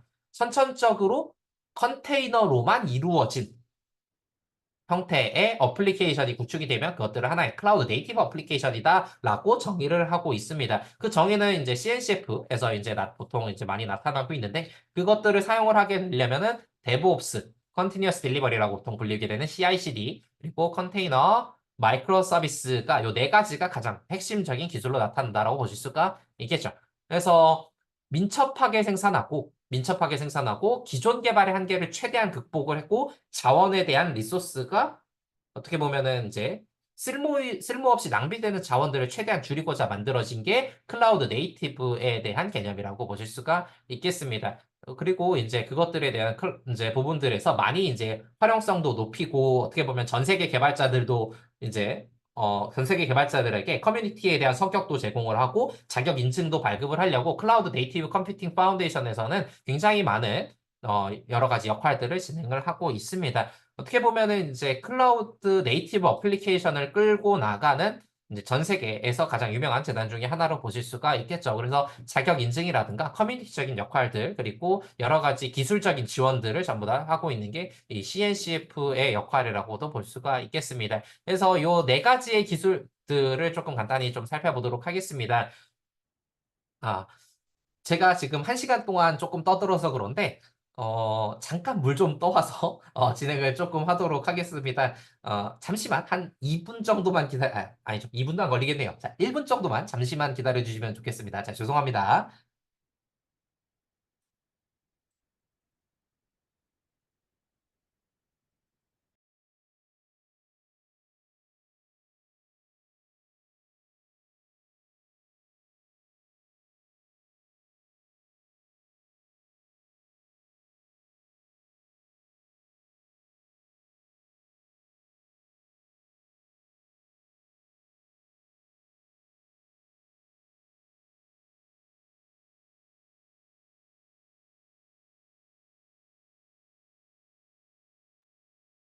자, 죄송합니다. 제가 물을 미리 좀 준비를 했어야 되는데, 떠들다 보니까 물을 다 마셨네요. 자, 가보도록 하겠습니다. 원래 보통 이제 특강할 때 혹시 뭐 쉬는 시간을 가진다거나 이런 것들이 원래 있나요? 제가 원래 요것들을 먼저 조금 여쭤보고 시작을 했어야 되는데 여쭤보지 않고 시작을 했네요. 너무 저 혼자 달려서 쉬는 시간이 있어요? 네, 그러면은 그냥 아예 한 5분 정도만 저희 한 쉬었다가 할까요? 네, 윤성 교수님. 네. 그러면은 저희 지금 3분이니까 딱 7분 쉬죠. 7분. 7분만 쉬도록 하겠습니다. 9시 10분에 그러면은 시작을 다시 한번 하도록 하겠습니다. 제가 공지를 하나 딱 띄워놓고, 아, 9시 10분. 네, 다시 시작하겠습니다.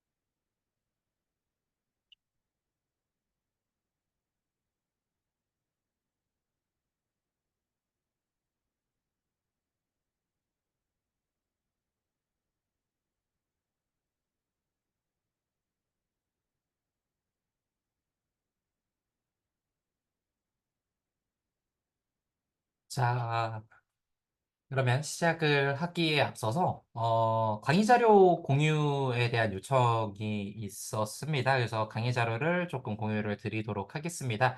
어, 저 이제 강의 자료가 미리 공유가 되어 있는 건 줄 알고 강의 자료를 좀 미리 공유를 안 드렸었는데 죄송합니다. 제가 강의 자료 지금이라도 공유를 조금 드리도록 할게요. 이 강의 자료 같은 경우는 이제 그래도 최소한 외부에는 조금 많이 반출을 하시거나 하지 않으셨으면 좋겠습니다. 이 강의 자료 같은 경우에 이제 개발형 클라우드 플랫폼 센터와 이제 NIA 그리고 기업들 그리고 제가 이제 같이 만든 강의 자료라서 어떻게 보면은 저작물의 일부가 이제 저작권이 있는 형태로 강의 자료가 제작된 것들이 조금은 있습니다. 그러다 보니까 강의 자료를 외부적으로 배포를 따로 하신다거나 하시지는 말아주시면 좋겠습니다. 공부하시는 목적이라든가 하는 부분에서는 당연하게 가능하시겠지만은 다른 용도로는 배포는 안 하셨으면 좋겠습니다. 자, 그래서 강의 자료는 제가 지금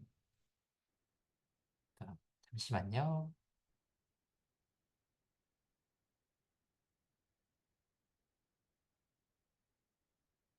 네, 채팅창에 업로드를 하고 있는데 채팅창에서 이제 보실 수가 있습니다. 네, 업로드가 됐네요. 그래서 채팅창에서 이제 현재 강의 자료들 살펴보실 수가 있겠습니다.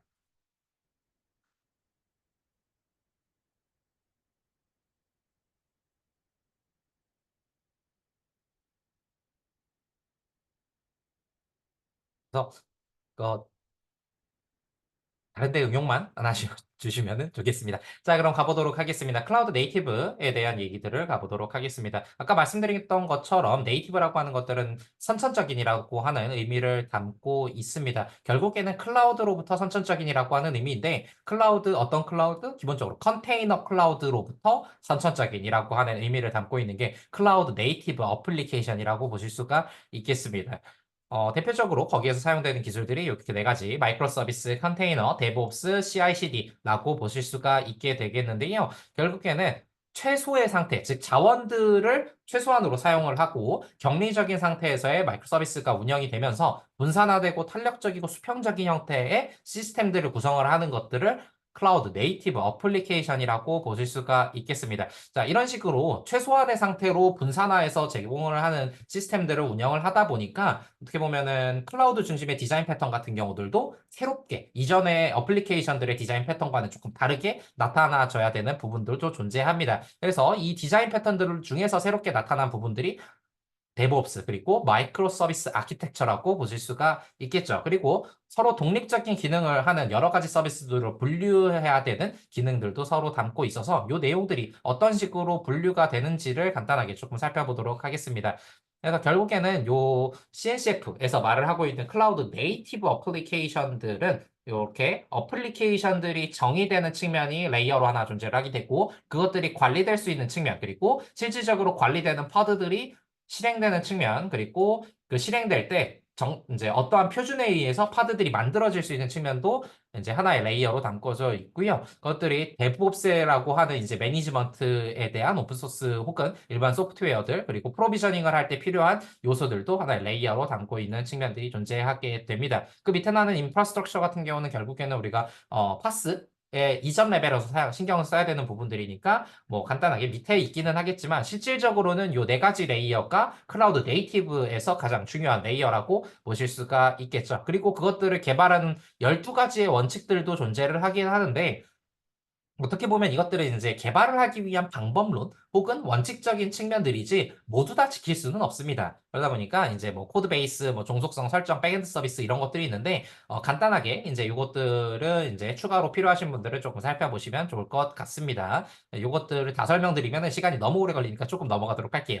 자, 그렇게 해서 이제 전통적인 즉 레거시 서버를 활용한 어플리케이션들을 만들 때랑 클라우드 네이티브 어플리케이션의 형태로 개발을 했을 때 가장 큰 차이점들을 조금 살펴보자면 클라우드 네이티브 어플리케이션들은 민첩성을 기반으로 해서 만들다 보니까 애자일 개발 방법론들을 굉장히 많이 차용을 하죠. 특히나 애자일한 경우 그리고 TDD에 대한 개발 방법론들을 차용을 해서 빠르게 컨테이너에 개발 소스 코드들을 올리고 운영될 수 있게끔 하는 것들을 이제 목적으로 하는 경우들이 많습니다. 그러다 보니까 나타날 수 있는 방식이 DevOps에 대한 개발 운영 방식이 되겠습니다. DevOps는 Development 그리고 Operation, 즉 개발하고 운영하고에 대한 부분들을 서로 합쳐놓은 방식이라고 보실 수가 있게 되는데, 개발하고 운영하고를 협업 프로세스로 자동화해 놓고 합쳐놓다 보니까 훨씬 더 개발한 이제 내용물들을 운영하는 팀에서 훨씬 더 빠르게 운영을 할 수가 있게 되고, 개발에 대한 부분들도 훨씬 더 빨라지는 부분들까지 팀을 구성할 수가 있는 부분이 DevOps라고 보실 수가 있겠습니다. 그렇게 돼서 결국에는 디벨롭먼트에 대한 결과물들이 운영적인 측면으로 넘어가야 되기 때문에 빠른 배포도 중요해지게 됩니다. 내부적인 배포뿐만이 아니라 외부적인 배포로도 신경을 써야 될 때 빠른 배포가 이루어져야 되다 보니까 짧고 지속적인 배포를 위해서 Continuous Integration, Continuous Delivery라고 하는 CI/CD 기술도 배포에 대해서 포함이 될 수가 있겠죠. 그리고 실질적으로 각각의 컨테이너들이 운영체제 없이 중앙 집중형에 대한 어떠한 관리적인 측면이 많이 없는 상태로 결합이 되다 보니까 느슨한 결합이라고 보실 수가 있겠고, 그것들은 결합에 대한 부분들이 전부 다 API 기반으로 통신을 하게 되는 형태로 나타나지게 될 겁니다. 기존의 어플리케이션 아키텍처 같은 경우는 강한 결합이죠. 서버 하나에 뭐 운영체제 하나 올리고 그 운영체제에 의존성을 가진 소프트웨어가 그 위에서 개발이 되고 실행이 되는 측면 구조라서 모든 전반적인 레이어 모든 것들에 대해서 강한 결합을 가지고 있는데, 클라우드 네이티브 어플리케이션 같은 경우들은 컨테이너 단위마다 커널이 다를 수가 있고 컨테이너 단위마다 사용될 수 있는 언어나 플랫폼 프레임워크들이 다를 수가 있기 때문에 그것들을 느슨하게 뿌려놓고 결합만 시켜주면 됩니다. 그것들을 결합하는 것들을 이제 API라고 하는 것으로 결합이 된다라고 보실 수가 있겠습니다. 그러다 보니까 서버 중심인 것들이 컨테이너 중심으로 흘러나가게 되었고, OS에 대해서 종속성들을 조금 많이 가지는 게 전통적인 어플리케이션이었는데, 커널 단위로만 컨테이너에 집어넣으면 되다 보니까 OS에 대한 종속성도 제거가 된다라고 보실 수가 있겠죠. 그리고 이제 소스 코드에 대한 종속성들도 굉장히 많이 사라지기 때문에 인프라스트럭처적인 측면들 그리고 플랫폼적인 측면들에서 굉장히 많은 장점들을 가진 게 클라우드 네이티브 어플리케이션이라고 볼 수가 있겠습니다. 그리고 스케일 아웃적인 측면에서도 굉장히 편리하게 쿠버네티스의 여러 서비스 오케스트레이션 기능들을 활용을 하게 되면은 편리하게 이제 서비스 디스커버리 기능들을 활용을 하게 되면은 스케일 아웃도 충분하게 편리하게 지원을 하기 때문에 수요에 따라서 용량을 자동 조정하는 기능들도 클라우드 네이티브 어플리케이션의 가장 강력한 기능이라고 보실 수가 있겠습니다. 그래서 업무 트래픽이 만약에 로드적으로 증가를 했을 때 어떻게 서비스 디스커버리들을 증가를 시키고 이제 나타내는지를 간단히 살펴보게 되면, 기존의 전통적인 어플리케이션들은 서비스 디스커버리들을 업무 단위를 하나의 서버에 모두 다 담아놨기 때문에 결국에는 디스커버리에 대한 부분들을 전체 서버를 증설을 해야 되는 측면이 나타나게 되죠. 근데 클라우드 네이티브 어플리케이션들은 각자의 컨테이너 혹은 VM 단위로 존재하는 서비스들이 따로따로 나타나다 보니까 단일 서버, 즉 단일 컨테이너만 아니면은 그 해당하는 서비스에 관련된 컨테이너만 증설을 하게 되는 부분들, 그리고 그 단위로만 로드 밸런싱 하면 되는 부분들이 나타나져서 트래픽이 아무리 증가를 하거나 로드가 많아진다 하더라도 훨씬 더 손쉽게 스케일 아웃에 대한 적용을 할 수 있는 부분들도 나타나지게 됩니다. 그러다 보니까 훨씬 더 유연하고 민첩하게 대응을 할 수도 있게 되고 편리한 롤링 업데이트적인 부분들도 지원을 할 수가 있게 되죠. 이제 뭐 롤링 업데이트라든가 업데이트적인 측면들은 보통 이제 블루 그린 업데이트, 뭐 롤링 업데이트, 뭐 여러 가지로 업데이트 부분들이 존재를 하게 되지만, 컨테이너 단위로 편리하게 업데이트를 할 수 있는 롤링 업데이트적인 측면을 통해서 다운타임이 굉장히 줄어들게 되는 역할들도 나타나져서 가용성이 많이 늘어나게 되는 측면까지 고려를 해볼 수가 있게 됩니다.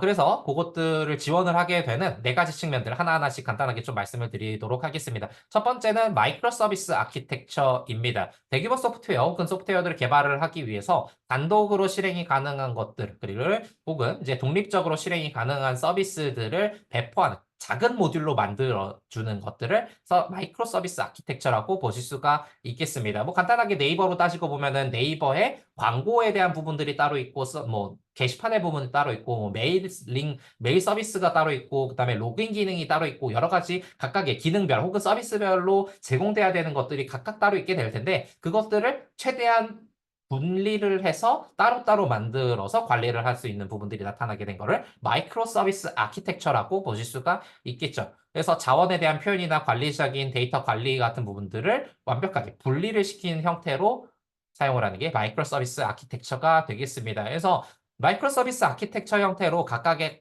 컨테이너 단위로 담다 보니까 어떻게 보면은 이제 의존성들이 굉장히 떨어지는 장점들을 보실 수가 있겠고, 각자의 데이터베이스도 따로 쓸 수가 있게 되고, 마이크로 서비스로 A라고 하는 마이크로 서비스는 뭐 C샵을 쓰고, B라고 하는 마이크로 서비스는 뭐 자바를 쓰고, 다른 마이크로 서비스는 뭐 일반적인 뭐 다른 뭐 우리가 이제 원하는 다른 언어들을 사용을 해서 각각의 독립화된 개발 환경도 구축을 할 수 있는 장점들이 나타나지게 됩니다. 그래서 이 마이크로 서비스를 관리하는 것은 결국에는 이제 API 게이트웨이라는 것을 통해서 외부적인 접속까지도 편리하게 관리를 할 수가 있는 부분들도 나타나지게 되죠. 그래서 내부는 느슨하게 결합이 되어 있다라고 하는 의미들이 이 API 게이트웨이를 통해서 만들어지는 것들이 이 마이크로 서비스의 가장 큰 특징이라고 보실 수가 있겠습니다. 그래서 예시적으로 말씀드리면 서비스적으로 사용자 관리적인 측면 따로 만들고요.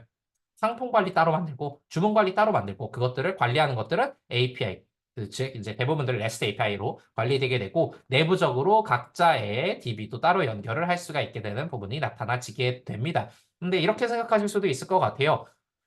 장점으로 DB를 따로 쓴다라고 말씀을 드렸는데 DB를 완벽하게 물리적으로 따로 쓴다는 거는 솔직히 말이 안 되는 측면이 있습니다. 왜냐하면은 DB 안에서 연결되어져야 되는, 즉, 이제 뭐, 어, 대부분들 개발자분들이니까 좀뭐 설명드리자면, 프라이빗 키랑 포린 키로 연결되어져야 되는 부분들도 생기게 되고, 여러 가지, 보통은 DB는 거의 하나로 통째로 쓴 다음에 테이블 단위 혹은 여러 가지의 단위대로 보통 따로따로 나눠질 수 있게끔 설계를 하는 게 DB인데, 완벽하게 DB를 다 따로 쓴다는 거는 그것들의 설계적인 측면들을 깨는 역할들이 이제 필요로 하게 되는데 거의 불가능한 역할들입니다. 그러다 보니까 추상화된 레벨로 분리를 한다라고 생각을 하시면 될 것 같아요.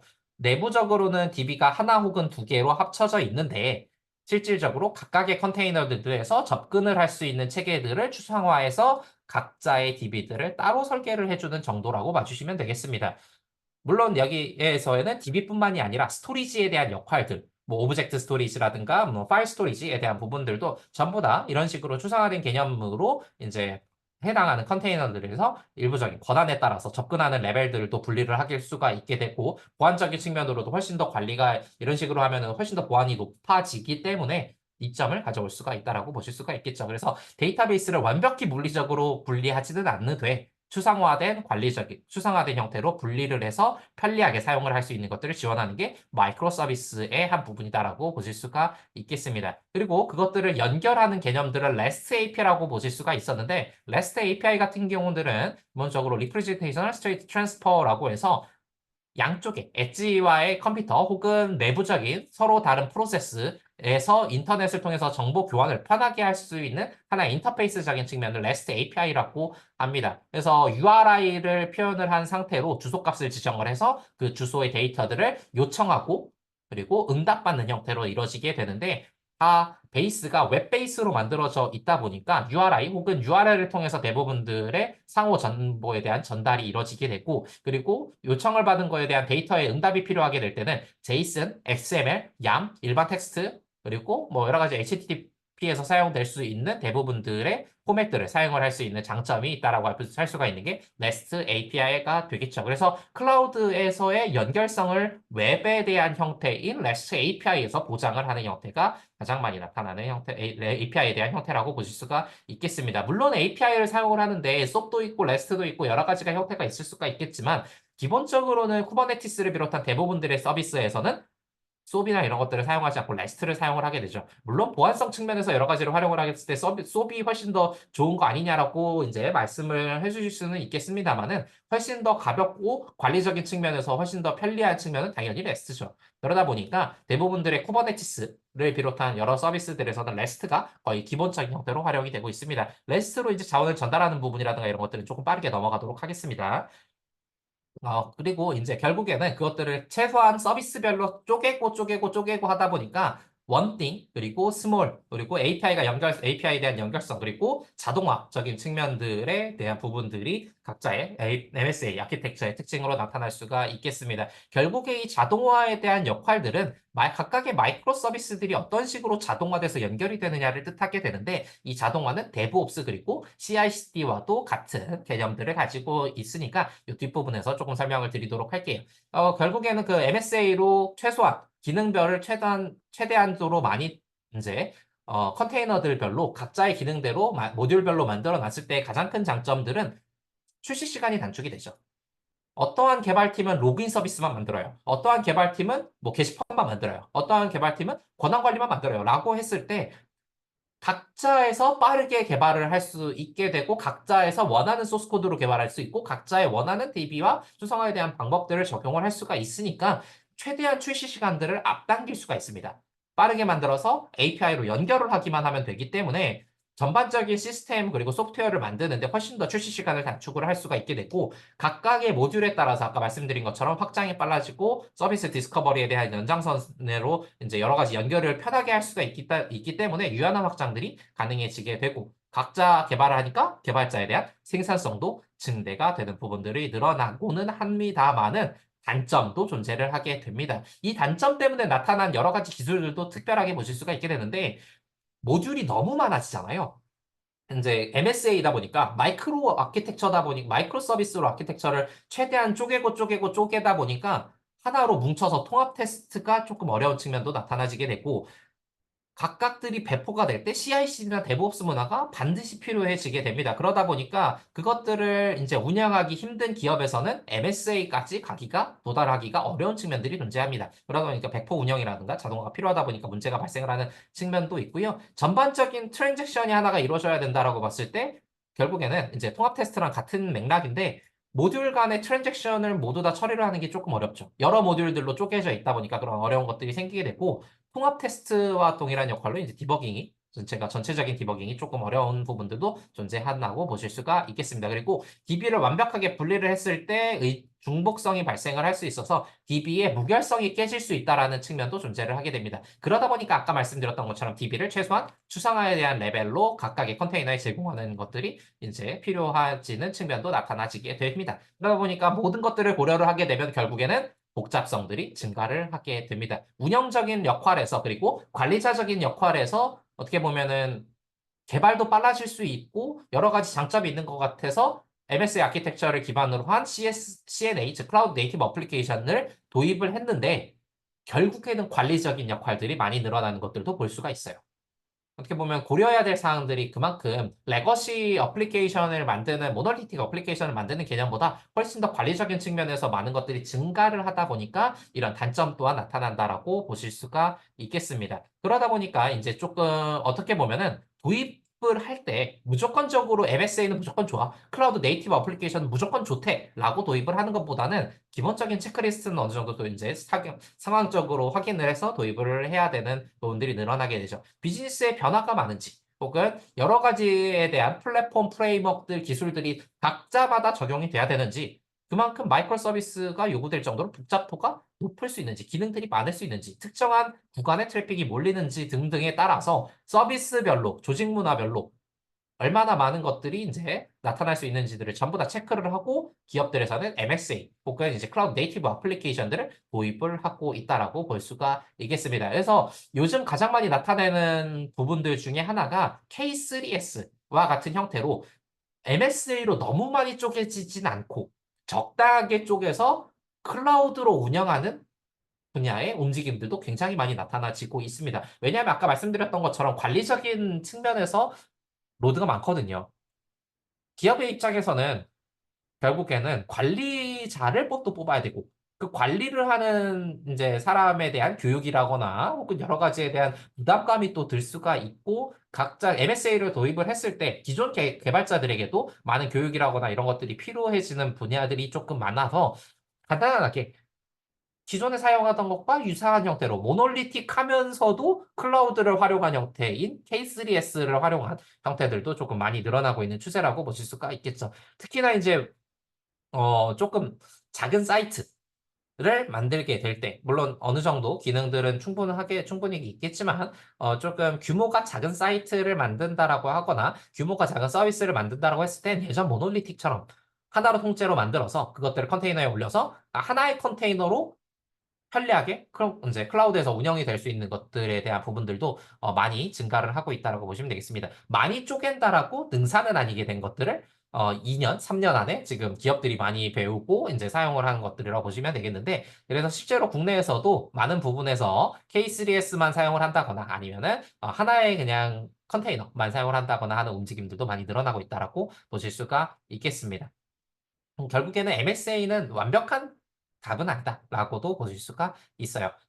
NSA가 유행했던 데는 가장 유행했던 게 넷플릭스 때문이기도 하거든요. 넷플릭스가 몇천 개, 몇만 개의 컨테이너로 서비스를 만들었다라고 하니까 그것들을 따라서 이제 만들려고 했었던 움직임들도 많았고, 따라서 만든 기업들이 대부분들이 굉장히 어, 많은 성공들을 거뒀습니다. 근데 그 많은 성공들을 거둔 기업들이 대표적으로 비즈니스 변화도 많고 산업군에서 조직 문화도 크고 이제 도입에 대한 비용도 그만큼 도입을 하는데 문제가 없었던 기업들이 이제 초반에 많이 뛰어들어서 많은 성공을 이루다 보니까 그것들을 따라서 많은 기업들이 했을 때 이렇게 하면 안 되겠구나라고 하는 움직임들도 조금 많아진 형태라고 보시면 되겠죠. 그래서 현재에는 무조건 MSA야라고 하는 것들은 조금 지양하고 있는 움직임도 나타나지고 있습니다.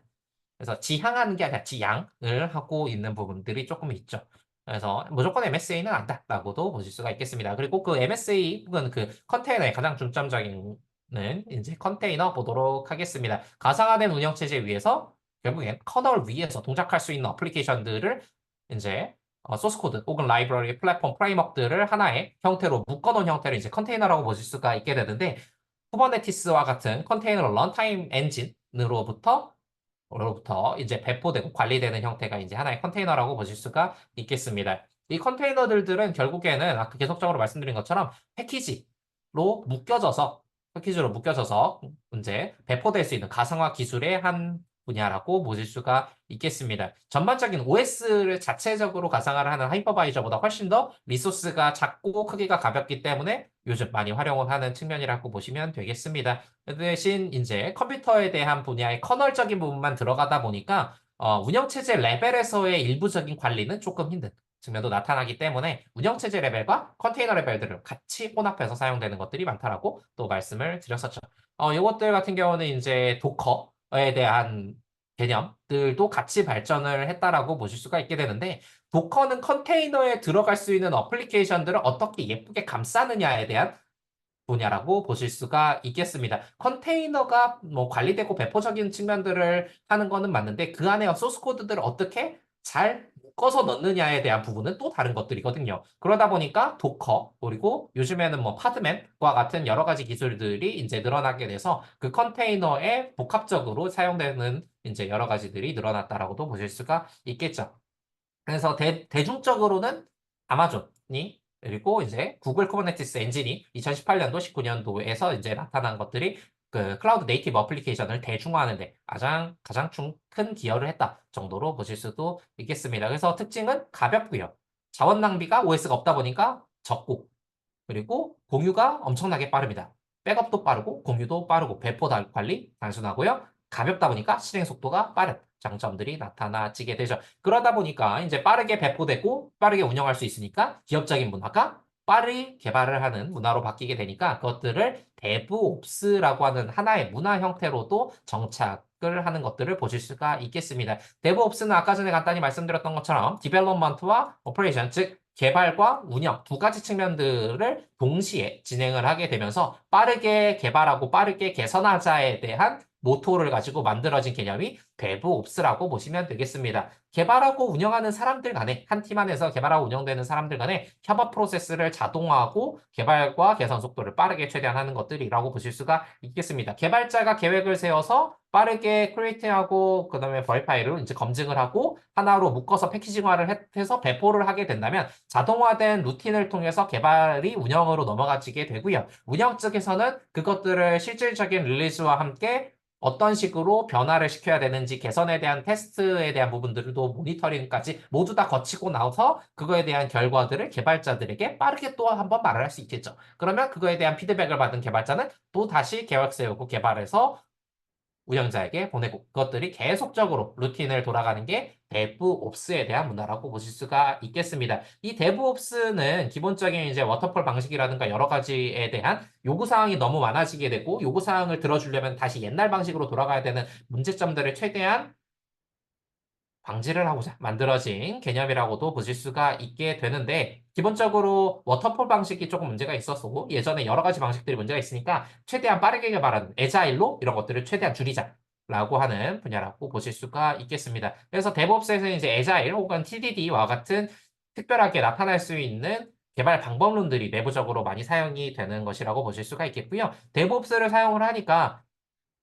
최소한의 협업의 강화가 될 수가 있겠고, 확장이라든가 이런 부분에서 굉장히 빠르게 진행이 될 수가 있다라고 보실 수가 있겠습니다. 릴리즈에 대한, 배포에 대한 빈도와 속도들이 개선이 되고, 제품이 빠르게 혁신되고 개발이 될 수가 있는 측면들을 가질 수가 있게 되는 문화가 하나의 데브옵스 문화라고 보실 수가 있겠습니다. 개발 방법론 혹은 문화 정도를 이제 받아들이시면 되겠는데요. 그 도입에 대한 필수 요소가 있게 되는데, 결국에는 빠르게 개발돼야 되다 보니까, 애자일 소프트웨어 개발 방법론이 필수가 되겠고, 자동화되어져야 되는 측면들이 나타나줘야 되다 보니까 CI/CD에 대한 분야들이 지속적인 통합과 배포로 나타날 수가 있겠죠. 그래서 대표적으로 뭐 오픈소스 중에서 뭐 젠킨스라든가 여러 가지 오픈소스가 이 CI/CD 통합을 하는데 사용이 되게 됩니다. 그래서 지속적으로 컨티뉴어스 인티그레이션, 즉 개발에 대한 개발물들이 이제 통합화되는 것들도 나타나지게 되고 통합된 결과물들을 빠르게 배포하는 것으로 전달될 수 있는 자동화 체계가 데브옵스 문화에 대한 필수적인 요소라고 보실 수가 있겠습니다. 혹은 여기 나와 있진 않지만 기본적으로 뭐 TDD와 같은 역할들로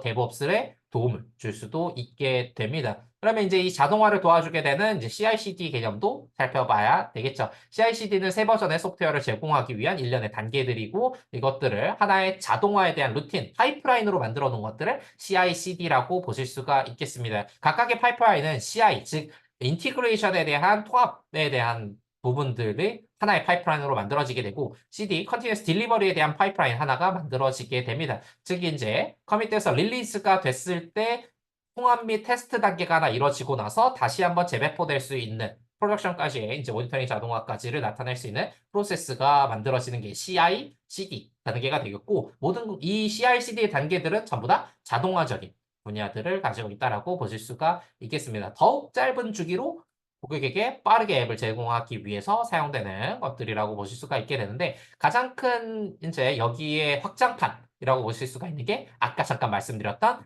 AI 옵스 그리고 MLOps라고 보시면 되겠습니다. 실질적으로 이제 구글 세이지, 아니 제가 아까 AWS 세이지메이커 말씀드렸는데 AWS 세이지메이커 이제 간단하게 말씀드릴 때도 거기에도 들어가 보시면 인공지능을 빠르게 재배포하고 모니터링하고 자동화할 수 있는 측면들을 자랑을 하고 있어요. 그 부분들이 전부 다 CI/CD가 인공지능 모델과 결합을 해서 만들어진 이제 하나의 단계로 만들어진 게 세이지 메이커와 같은 것들인데 실제 인공지능에도 이런 CI/CD가 들어가서 이제 운영이 되고 있는 형태들도 같이 이제 살펴보시면은 좋을 것 같습니다. 그래서 이 CI/CD 같은 것들이 이루어지는 것들을 쭉 지속적인 서비스 제공과 지속적인 배포로 보실 수가 있겠고, 데브옵스와는 뗄래야 뗄 수 없는 관계죠. 필수적인 방법이자 문화이자 요소가 되겠습니다. 결국에는 하나로 말씀드리자면 데브옵스는 개발과 운영을 빨리 하는 문화가 되겠고 그 문화를 실질적으로 구현하기 위해서는 CI/CD가 필요한 상황이다라고 보실 수가 있겠습니다. 그래서 이렇게 데브옵스와 CI/CD 관계까지 이제 보실 수가 있겠습니다. 그래서 파스에서 사용될 수 있는 클라우드 네이티브 어플리케이션은 이 네 가지가 필수적인 요소가 되겠고 이 필수적인 요소를 통해서 파스가 발전을 해왔고 거기서 쿠버네티스를 비롯한 여러 가지 개발자적인 방법론이 발전을 하고 있다라고도 보실 수가 있겠죠. 그래서 실질적으로 그 발전된 요소들을 국내용으로 만들어 놓은 게 개방형 클라우드 플랫폼이다라고 보시면 되겠습니다. 그래서 이 개방형 클라우드 플랫폼은 NIA, 즉 한국지능정보사회진흥원 그리고 지능정보사회진흥원과 여러 기업들 그리고 과학기술정보통신부 그리고 정부에 대한 일부 부처가 함께 개발한 K파스라고 하는 플랫폼이라고 보실 수가 있겠는데요. 파스에 대한 부분들을 국내에서 개발한 형태라고 보시면 되겠습니다. 그래서 표준 프레임워크들로도 확장을 할 수가 있고 오픈소스에 대한 파스 분야도 굉장히 많이 늘어나니까 오픈파스, 즉 K파스에 대한 요구사항들이 많이 늘어나다 보니까 개발을 한 것이라고 볼 수가 있겠습니다. 그래서 개방형 클라우드 플랫폼 같은 경우는 K파스라고도 이제 줄일 수 있습니다. 그래서 요거 같은 경우는 누구나 자유롭게 무료로 사용할 수 있습니다. 정부가 만들었으니까 국가에서 만들었다 보니까 누구나 편리하게 파스를 설치를 하고 어떤 기업에서든 편리하게 사용을 할 수 있는 게 개방형 클라우드 플랫폼입니다. 그리고 그것들은 실질적인 운영을 위해서 쿠버네티스 베이스로 만들어졌고 전 세계에서 가장 많이 사용되는 오픈소스를 베이스로 꾸며놨습니다. 그러다 보니까 개발 실행 운영 관리를 하는 데에 특별한 개발자들 혹은 특별한 무언가들을 해본 사람들을 뽑는 게 아니라 쿠버네티스를 운영해본 일반적인 사람들을 채용했을 때도 누구나 충분히 사용을 할 수 있는 플랫폼적인 분야가 개발형 클라우드 플랫폼이라고도 보실 수가 있겠죠. 그래서 원래에는 프라이빗 클라우드와 퍼블릭 클라우드 두 개 다 이제 연동을 하기 위해서 만들어졌는데 현재는 프라이빗 클라우드, 퍼블릭 클라우드 뿐만이 아니라 하이브리드 클라우드 그리고 멀티 클라우드까지도 지원을 하고 있습니다. 현재 여기 장표에는 나와 있지는 않겠지만 멀티 클라우드에 대한 부분들도 개방형 클라우드에서 모두 다 지원을 하고 있다라고 보시면 되겠죠. 그래서 인프라에 대한 종속성도 좀 탈피를 했고요. 이제 IaaS에서 모든 멀티 클라우드 그리고 하이브리드 클라우드, 퍼블릭, 프라이빗 모두 다 사용할 수 있게 되니까 인프라에 대한 종속성도 탈피를 했고 통합 모니터링도 오픈소스를 통해서 지원을 하고 그것들을 사용할 수 있는 사스도 마켓플레이스라든가 여러 가지들로 추가적인 지원을 하다 보니까 굉장히 사용하기가 괜찮은 개발 플랫폼이라고 보실 수가 있겠습니다. 그리고 그것들을 발전시켜서 국내에서는 우수한 솔루션들을 재생성하기도 합니다. 누구나 사용을 할 수 있고 그것들을 가지고 상용 소프트웨어를 만들 수 있는 형태로 오픈소스로 제공을 하다 보니까 국내 기업에서 파스를 만들고자 하는 기업에서 개방형 클라우드 플랫폼을 가져다가 자사의 서비스들도 손쉽게 만들 수가 있게 되는 측면까지 지원을 하고 있습니다. 그리고 그것들에 대한 운영 환경이라든가 여러 가지들도 전부 다 지원을 하고 있는데 조금 바뀌는 형태들을 살펴보면은 CF와 쿠버네티스, K8S라고 불리게 됩니다. 쿠버네티스는 이제 K8S인데 원래는 듀얼 통합 환경이었습니다. 클라우드 파운더리에 있는 보쉬와 쿠버네티스를 동시에 쓸 수 있도록 개발을 해 왔습니다. 그래서 실질적으로 조금 내려가다 보면요. 인증에 대한 부분들, 쿠버네티스에서 뭐 받았다 이런 것들이 나오게 되는데, 원래 2022년도 이전까지는, 아까 잠깐 말씀드렸던 쿠버네티스 그리고 클라우드 파운더리 두 개를 다 지원했습니다. 근데 문제는 뭐냐면, 클라우드 파운더리 시장이 많이 줄었죠.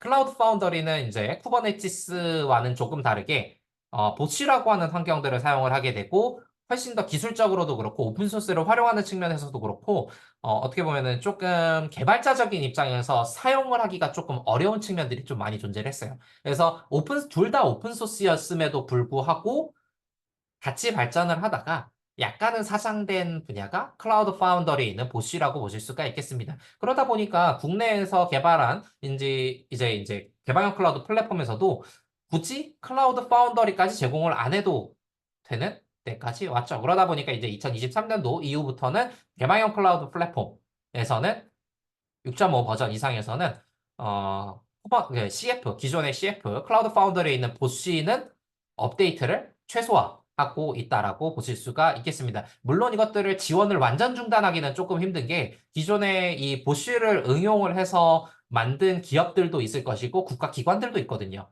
특히나 이제 국방부를 비롯을 해서 많은 기관들이 보쉬 클라우드 파운더리를 기반으로 만들었다 보니까 완전 지원을 중단을 할 수는 없고 완전 지원 중단을 할 수는 없고 최소한 형태로 지원을 하고 있다라고 보시면 되겠습니다. 그래서 현재에는 쿠버네티스 베이스에 초점을 맞춰서 지원을 하고 있는 게 현재의 개방형 클라우드 플랫폼이라고 보실 수가 있겠습니다. 그래서 요즘에 6.5 이상들, 즉 이제 여기서는 파라팔레 버전이라고 하게 되는데 파라팔레 버전을 사용을 하게 되면은 쿠버네티스 환경을 비롯한 여러 가지들을 사용을 할 수가 있게 됩니다. 뭐 자료를 제공해 드렸으니까 6.5 그리고 그 이전 버전에서 어떤 것들이 활용되고 있는지들은 아래 가이드를 보시면 되겠고요. 플랫폼 구축 사례는 행안부를 비롯해서 뭐 기후정보 서비스, 뭐 대민정보와 같은 부분들 굉장히 많은 형태들을 사용을 하고 있고 네이버 클라우드라든가 NHA 클라우드라든가 네이버 클라우드, KT 클라우드들 혹은 이제 캄보디아 정부 플랫폼에서 전부 다 이 개방형 클라우드 플랫폼들을 사용을 하고 있습니다. 내부적인 부분은 아까 잠깐 말씀드렸던 클라우드 파운더리 베이스 그리고 쿠버네티스 여기가 두 가지를 다 가지고 있고 사이드카로 이제 지원을 하고 있는 부분들이 나타나지게 되겠고요. 그리고 그것들의 손쉬운 배포를 위해서 큐브 스프레이 그리고 여러 가지 관리 도구들도 지원을 하고 있습니다. 그리고 당연하게도 클라우드 네이티브 환경에 대한 부분들을 모두 다 지원을 해야 되니까 CI/CD적인 부분들 그리고 내부적으로 나타날 수 있는 보안적인 측면부터 시작을 해서 모든 MS에 구축할 수 있는 모든 부분들을 지원을 하고 있다라고 보시면 되겠습니다. 핵심 기능 같은 부분들도 제가 시간이 조금 적다 보니까 조금 빠르게 넘어가도록 할게요. 그래서 아키텍처적인 부분들은 이런 식으로 이제 지원을 하고 있다라고 보실 수가 있겠고요. 핵심적인 기능으로 멀티 클러스터에 대한 관리적인 부분들까지 대시보드로 지원을 하고 있습니다. 실제로 쿠버네티스를 운영을 해보시고 본인이 직접 사용을 해보신 분들은 쿠버네티스만 하나만 설치를 하게 되면 관리가 힘듭니다. 즉 모니터링도 힘들고 여러 가지 측면에서 관리가 조금 힘든 측면들이 있어서 멀티 클러스터랑 모니터링을 하는 부분이라든가 혹은 로그 스태시 같은 여러 가지 오픈 소스들을 추가로 설치를 해야 진정한 쿠버네티스를 편리하게 사용할 수 있는 것들을 만들어낼 수가 있거든요. 근데 이런 것들을 일반적인 기업들이 다 추가로 설치를 하고 잘 모르는 중소드 기업들에서 설치를 하고 사용을 하기에는 무리가 있으니까 대표적으로 많이 사용되고 있는 모니터링 툴들이라든가 여러 가지들을 함께 혼합해서 개방형 클라우드 안에 녹여두었다라고 보시면 되겠습니다. 그래서 개방형 클라우드 플랫폼 하나만 잘 설치를 해도 충분히 파스들을 운영을 할 수 있는 시스템들이 운영이 되고 있다고 보실 수가 있겠죠. 그래서 뭐 멀티 클러스터 지원이라든가 대부분들 지원을 하는 것들을 쭉 보실 수가 있겠습니다. 그래서 옛날에는 일라스틱이나 키바나 이런 것들을 위주로 했다 보지만 현재는 플러튼드, 플랜티디라고 하는 것들, 여러 가지 유연한 플러그인 제공하는 것들까지 경량화를 해서 같이 집어넣었기 때문에 많은 측면에서 파스를 손쉽게 운영할 수 있는 시스템을 제공을 할 수 있다라고도 보실 수가 있겠습니다. 그리고 정부가 운영을 하다 보니까 정부가 개발하는 거잖아요. 그러다 보니까 가장 대표적으로 좋은 점 중에 하나는 보안 취약점의 조치라든가 최신 패치를 훨씬 더 빠르게 지원을 합니다. 내가 굳이 내가 따로 운영을 하면서 빠르게 찾지 않아도 정부들이 그 패치에 대한 적용이라든가 검증이라든가 보안 취약점을 빠르게 제공을 하다 보니까 훨씬 더 손쉽게 파스를 운영을 할 때 쓸 수가 있어요.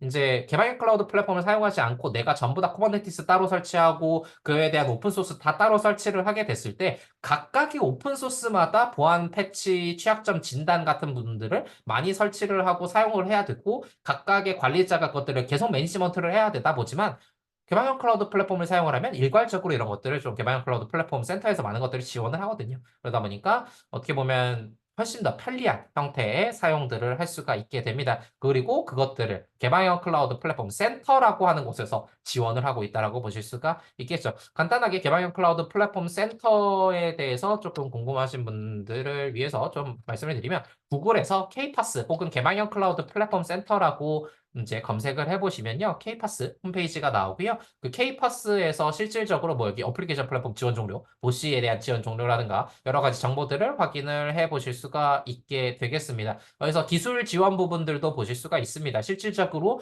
개발 클라우드 플랫폼을 사용을 기업에서 원한다라고 한다면 그것들에 대해서 도입에 대한 검토부터 시작을 해서 유지 보수 그리고 적용에 대한 점검 지원까지도 지원을 하고요. 그 위에서 소프트웨어가 만들어지는 것들에 대한 인증까지 지원을 합니다. 실제로 교육에 대한 지원부터 시작을 해서 뭐 전문가 교육, 그리고 개발자가 어떤 식으로 이제 쿠버네티스를 다루고 쿠버네티스 위에서 개발해야 되는지와 같은 부분들도 전부 다 교육으로 지원을 하고 여기 만들어지는 애플리케이션, 사스에 대해서 호환성에 대한 검증을 해준다거나 하는 부분들도 전부 다 지원을 하는 체계들이 존재하기 때문에 실질적으로 이제 중소, 중견, 그리고 대기업에서도 개방형 클라우드 플랫폼의 사용 사례들이 점차 늘어나고 있는 추세라고도 보실 수가 있겠습니다. 그래서 개방형 클라우드 플랫폼들이 이런 식으로 일어나는 것들이 어떻게 보면은 국내의 클라우드 파일을 조금 많이 늘리고 훨씬 더 편리한 클라우드를 배포하기 위해서 사용되는 측면 중에 하나라고 봐주시면 될 것 같습니다. 그래서 제가 알기로는 10시까지인 걸로 알고 있는데 맞나요? 네, 네. 맞습니다, 그래서 교수님. 그래서 딱 더 하는 자료들은 솔직히 제가 준비는 해 왔습니다. 사실은 그 기술적인 분야에서 조금 궁금하신 분들도 있을 것 같아서 실질적으로 되는 내부적인 기술 중에서 쿠버네티스의 아키텍처 혹은 리소스에 대한 부분들에서 뭐 디플로이먼트는 뭐고 스테이트는 뭐고 하는 부분들을 각자 다 이제 설명을 조금 드리려고 준비는 해왔는데 시간상 2시간이다 보니까 클라우드 그리고 클라우드 네이티브 어플리케이션 설명드리고 뭐 이런 것들을 기술적인 부분들까지 전부 다 설명드리기에는 조금 모자랐던 것 같아요. 그래서 기술적인 측면까지 다 말씀을 못 드려서 조금 아쉬우니까 필요하신 분들이 이제 보시면은 공부하실 때는 조금 사용을 하실 수 있을 것도 같습니다. 그래서 이 파일도 제가 채팅창을 통해서 조금 업로드를 드리면은 괜찮을 것 같아서 뭐 서비스 디스커버리라든가 이런 것들 큐브 뭐 프록시 사용하는 방법들이라든가 이런 것들 다 만들어 놨거든요. 이것도 배포를 한번 같이 드리도록 하겠습니다. 강의 자료 2번이라고 해서 배포를 제가 지금 드리도록 했습니다. 네네. 지금 채팅창에 올라갔으니까요. 이것들을 활용을 해서 클라우드 네이티브 어플리케이션의 실제 파스에 대한 부분을 쿠버네티스에서 어떤 식으로 다루고 있는지에 대한 기술적인 측면들 활용하셨으면 좋겠고요. 필요하신 이제 부분들에서 질문이 있으시면은 언제든 저한테 그 지금 자료에서 보시면 이메일이 써 있을 겁니다. 그래서 제 이메일로 연락을 주시면은 제가 답변 드릴 수 있는 사항들은 답변 드리고 하도록 하겠습니다. 혹시 질문이 있으면은 8분간 질문을 좀 받고 끝내고자 합니다. 혹시 질의해 주실 부분들이 있으실까요? 질문이 있으실 것 같아서 8분을 남겨두긴 했는데. 네. 10시까지니까요. 저희 10시는 지켜야 되잖아요. 10시 넘어가면은 싫어하시는 분들 계시니까. 왜 웃으세요, 교수님? 질문이 없으면 8분을 제가 때워야 되나요? 어떻게 할까요, 아니, 교수님? 괜찮아요. 조금 일찍 끝내도 되나요? 여기 공공기관 개발 클라우드 지금 플랫폼. 네네. 이현민님께서 네. 질문을 해주셨는데요. 네네. 공공기관에서, 실제로 예, 공공기관에서 개방형 클라우드 플랫폼 사용이 가능합니다. 실제로 공공기관은 공공기관용 클라우드가 따로 존재하잖아요. 뭐 간단하게 말씀드리면 NCP 같은 경우도 네이버 클라우드 플랫폼 같은 경우도 공공이 따로 사이트가 있을 만큼 공공 클라우드 존이 따로 있습니다. 공공 클라우드 존 같은 경우는 CSAP 인증을 받은 형태들이 들어갈 수가 있기 때문에 따로 존이 존재를 하게 되는데 여기 공공기관용에 들어가 보시면은 여기에 개방형 클라우드 플랫폼이 실제 서비스로 들어가져 있습니다. 개방형 클라우드 플랫폼. 이제 여기서 파스타. 원래 이제 용어가 파스타로 원래 돼 있었는데, 파스타 혹은 그냥 일반적인 쿠버네티스 서비스 혹은 개방형 클라우드 플랫폼 혹은 K파스라고 하는 용어들로 뭐 네이버 클라우드 플랫폼도 그렇고 KT 클라우드도 그렇고 대부분들 우리 국내의 클라우드 CSP 업체들에는 모두 다 공공 클라우드에 들어가져 있습니다. 그래서 모두 다 이제 개방형 클라우드 플랫폼을 사용할 수 있다라고 보실 수가 있겠죠. 그래서 찾아보면은 나옵니다. 네.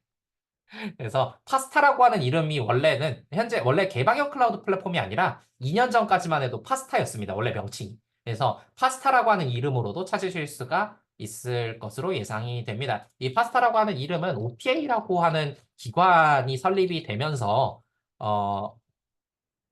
여기 보시면 오픈 클라우드 플랫폼 얼라이언스라고 하는 기관이 설립이 되면서부터 이름이 명칭이 변경이 됐다라고 보실 수가 있게 되는데 이 OPA는 민간 주도의 클라우드 산업이 발전될 수 있도록 하는 하나의 협회라고 보시면 될 것 같습니다. 현재 뭐 의장으로는 이제 네이버 클라우드 쪽에서 지금 맡고 그 내부적인 이제 참여하는 기업들은 뭐 네이버 클라우드를 비롯한 당연히 KT 클라우드, 뭐 NHN 에이전트 클라우드 등등이 모두 다 참여를 하고 있고 클라우드 파스와 관련된 그리고 사스와 관련된 많은 기업들이 참여를 하고 있는 하나의 라이언스라고 보시면 될 것 같습니다. 그리고 거기에 지능정보사회진흥원이라든가 정보도 참여를 하고 있어서 개방형 클라우드가 발전이 되는 데에 한 축을 담당을 하고 있다 보니까 OPA가 발족이 되고 나서 이제 파스타라고 하는 이름이 개방형 클라우드라고 바뀌었다라고도 이해를 해주시면 좋을 것 같습니다. 저는 여기서 표준화 분과를 맡고 있습니다. 제 얼굴이 이제 여기 나오죠. 네, 표준화 분과장을 맡고 있어서 실질적으로 개방형 클라우드 플랫폼에 대해서 TTA를 통해서 이제 국내의 표준화를 진행을 하고 있습니다. 작년 같은 경우에는 개방형 클라우드에 대한 랜드스케이프를 만들어내고 그것들을 이제 참조 모델로 TTA에 등록을 했고요. 이번 연도에는 그 인증 체계와 같은 부분들을 TTA에 등록을 할 예정입니다. 그래서 많은 기업들이 최대한 편리하게 클라우드를 사용하는 데에 신경을 쓰고 있습니다. 그래서 공공에서 그리고 민간에서 이 개방 클라우드 플랫폼 사용을 하는데 궁금한 점이 있으시다거나 필요한 점이 있다라고 하시면은 저에게 문의를 하셔도 제가 답변 드릴 수 있는 만큼은 최대한 답변 드리도록 하겠습니다. 네, 혹시 추가적으로 또, 네. 회사에서 MSA 검토 중이신 거군요. 그래서 무조건적인, 네네. 실질적으로 구체적인 사례라고 특정 기업을 좀 말씀드리기는 좀 애매할 것 같은데요. 어떻게 보면은 이제 이런 거죠. 아까 전에 말씀드렸던 것처럼 서비스를 분할했을 때 이점을 가지고 올 수 있으면 충분히 괜찮습니다. 서비스를 분할을 했을 때 어떠한 서비스가 그냥 일반적인 트래픽을 계속적으로 뭐 50이라고 온다면 50을 쭉 사용을 하는데 문제는 없다가 갑자기 뭐 한 달에 한 번 50이 아니라 뭐 300을 써야 돼요. 이렇게 됐을 때는 서비스를 아예 분할을 시켜서 그 서비스만 따로 로드 밸런싱을 지원을 하고 스케일 아웃을 지원을 할 수 있는 기능들을 넣어두게 되면은 증설을 모든 서비스에 다 안 해도 되니까 훨씬 더 좋죠. 각각을 이제 서비스를 분리할 수 있는 개념들이 들어가다 보니까. 근데 그런 식으로 존재하는 것들이 많이 없고, 기본적으로 뭐 여러 가지 형태에서 뭐 그냥 무난하게 모놀리틱하게 써도 큰 문제가 없다. 트래픽이 뭐 튄다거나 하는 것들이 자주 존재하지 않는다라고 하면은 굳이 MSA로 많이 쪼개지 않으셔도 모놀리틱한 형태를 클라우드에 올리시는 것만으로도 충분히 사용을 할 수가 있는 형태가 나타나시게 됩니다. 제가 구체적인 사례를 하나의 기업들을 딱 꽂아서 말씀드리기 어려운 점은 좀 양해를 부탁드리고요. 대표적으로는 이제, 요것도 좀 기업 이름을 말하기가 좀 어려워서 나중에 제가 저한테 좀 이메일을 주신다거나 하시면 따로 조금 연락을 좀 드리도록 하겠습니다. 네네. 많은 분들이 있는 데서 말씀드리기가 좀 그래서요. 나중에 클라우드 실습 강의를 저도 해드릴 수 있으면 좋은데 클라우드 실습 강의 같은 경우는 좀 시간이 조금 오래 걸릴 수가 있습니다. 그래서 뭐 쿠버네티스를 설치하는 환경부터 시작을 해서 뭐 여러 가지 시스템적인 부분들을 오케스트레이션을 어떻게 해야 되는지들에 대해서 강의를 드릴 수는 있는데 시스템적인 부분들도 준비를 해야 되고 하다 보니까 일반적인 개인 대 개인 혹은 개인 대 학교로 이제 설명드리기는 조금은 어려운 부분이 있을 것 같아요. 그래서 시스템들을 제가 따로 준비를 할 수 있는 환경이 마련이 되면 교수님께 다시 말씀을 드리고 교육 준비가 되면 그때 한번 다시 하면 좋을 것 같습니다. 발행된 표준서 같은 것들은 KS 같은 부분은 이제 따로는 존재하지는 않고요. TTA를 통해서 지금 TTA에 대한 분야가 하나가 올라가진 그 표준 문서가 존재를 하고 기본적으로 이 쿠버네티스를 기반으로 쿠버네티스 인증을 받은 서비스들을 기반으로 하기 때문에 전 세계 CNCF에 대한 표준 인증을 받은 부분들은 존재를 하게 됩니다. 그래서 개방형 클라우드 플랫폼의 인증 체계들에 대한 페이지들을 조금 살펴보시면은 어떠한 형태로 이제 쿠버네티스를 사용을 할 수 있는지, 어떠한 표준을 받았는지 같은 것들도 참고를 해보실 수가 있겠습니다. 그래서 이 파트너십에 들어가 보시면은 알림마당이라든가 뭐 자료실 적용 사례 이런 것들을 통해서 실질적으로 쿠버네티스 개발 클라우드 플랫폼들이 어떻게 되어 있는지 아키텍처적으로도 그리고 오픈 소스니까 깃허브로도 배포가 돼 있거든요. 그래서 실제 깃허브로 배포되어 있는 것들까지 전부 다 활용을 해보실 수가 이게 확인을 해보실 수가 있습니다. 뭐 서비스 다운로드, 코어적인 부분들, 릴리즈적인 부분들 전부 다 확인을 해보실 수가 있습니다. 가이드까지 다 존재를 하기 때문에 클러스터 구성부터 모든 것들이 존재하기 때문에 이쪽을 조금 더 확인을 해주시면 좋겠습니다. 네. 이렇게 하면은 저희가 1분 남았지만 지가 더 이제 없어지기 때문에 여기서 딱 마무리하면은 좋을 것 같습니다. 2시간이라는 환경 내부에서 너무나 많은 것들 그리고 여러 가지들을 소개시켜 드리려고 조금 빨리 말하다 보니까 좀 빠르게 지나간 측면들도 있고 설명이 조금 부족했던 측면도 존재합니다. 그 부분들은 조금 양해를 부탁을 드리고요. 필요한 사항이 있으시면은 제 이메일로 질의를 주시거나 뭐 윤수현 교수님 통해서 저한테 연락을 주시면은 최대한 많은 도움 드릴 수 있도록 하겠습니다. 경청해 주셔서 감사드리고 지금까지 숭실대학교의 최종석이었습니다. 많은 분들 들어주셔서 감사합니다. 네, 교수님 정말 감사드립니다. 오늘 지금까지 늦은 시간까지 함께 해주신 우리 대학원 석사 여러분들께도 너무 감사드리고요. 특히 이렇게 좋은 강의를 해주신 저희 최종석 교수님 정말 감사드립니다. 네, 아닙니다. 네, 강의를 하게 해주신 윤수현 교수님께도 앞으로도 많이 자주 감사드립니다. 또 다른 주제도 많이 가지고 계시니까 종종 부탁드리겠습니다. 알겠습니다, 네, 교수님. 네, 그럼 오늘은 여기서 마치도록 하겠습니다. 네, 감사합니다. 감사합니다.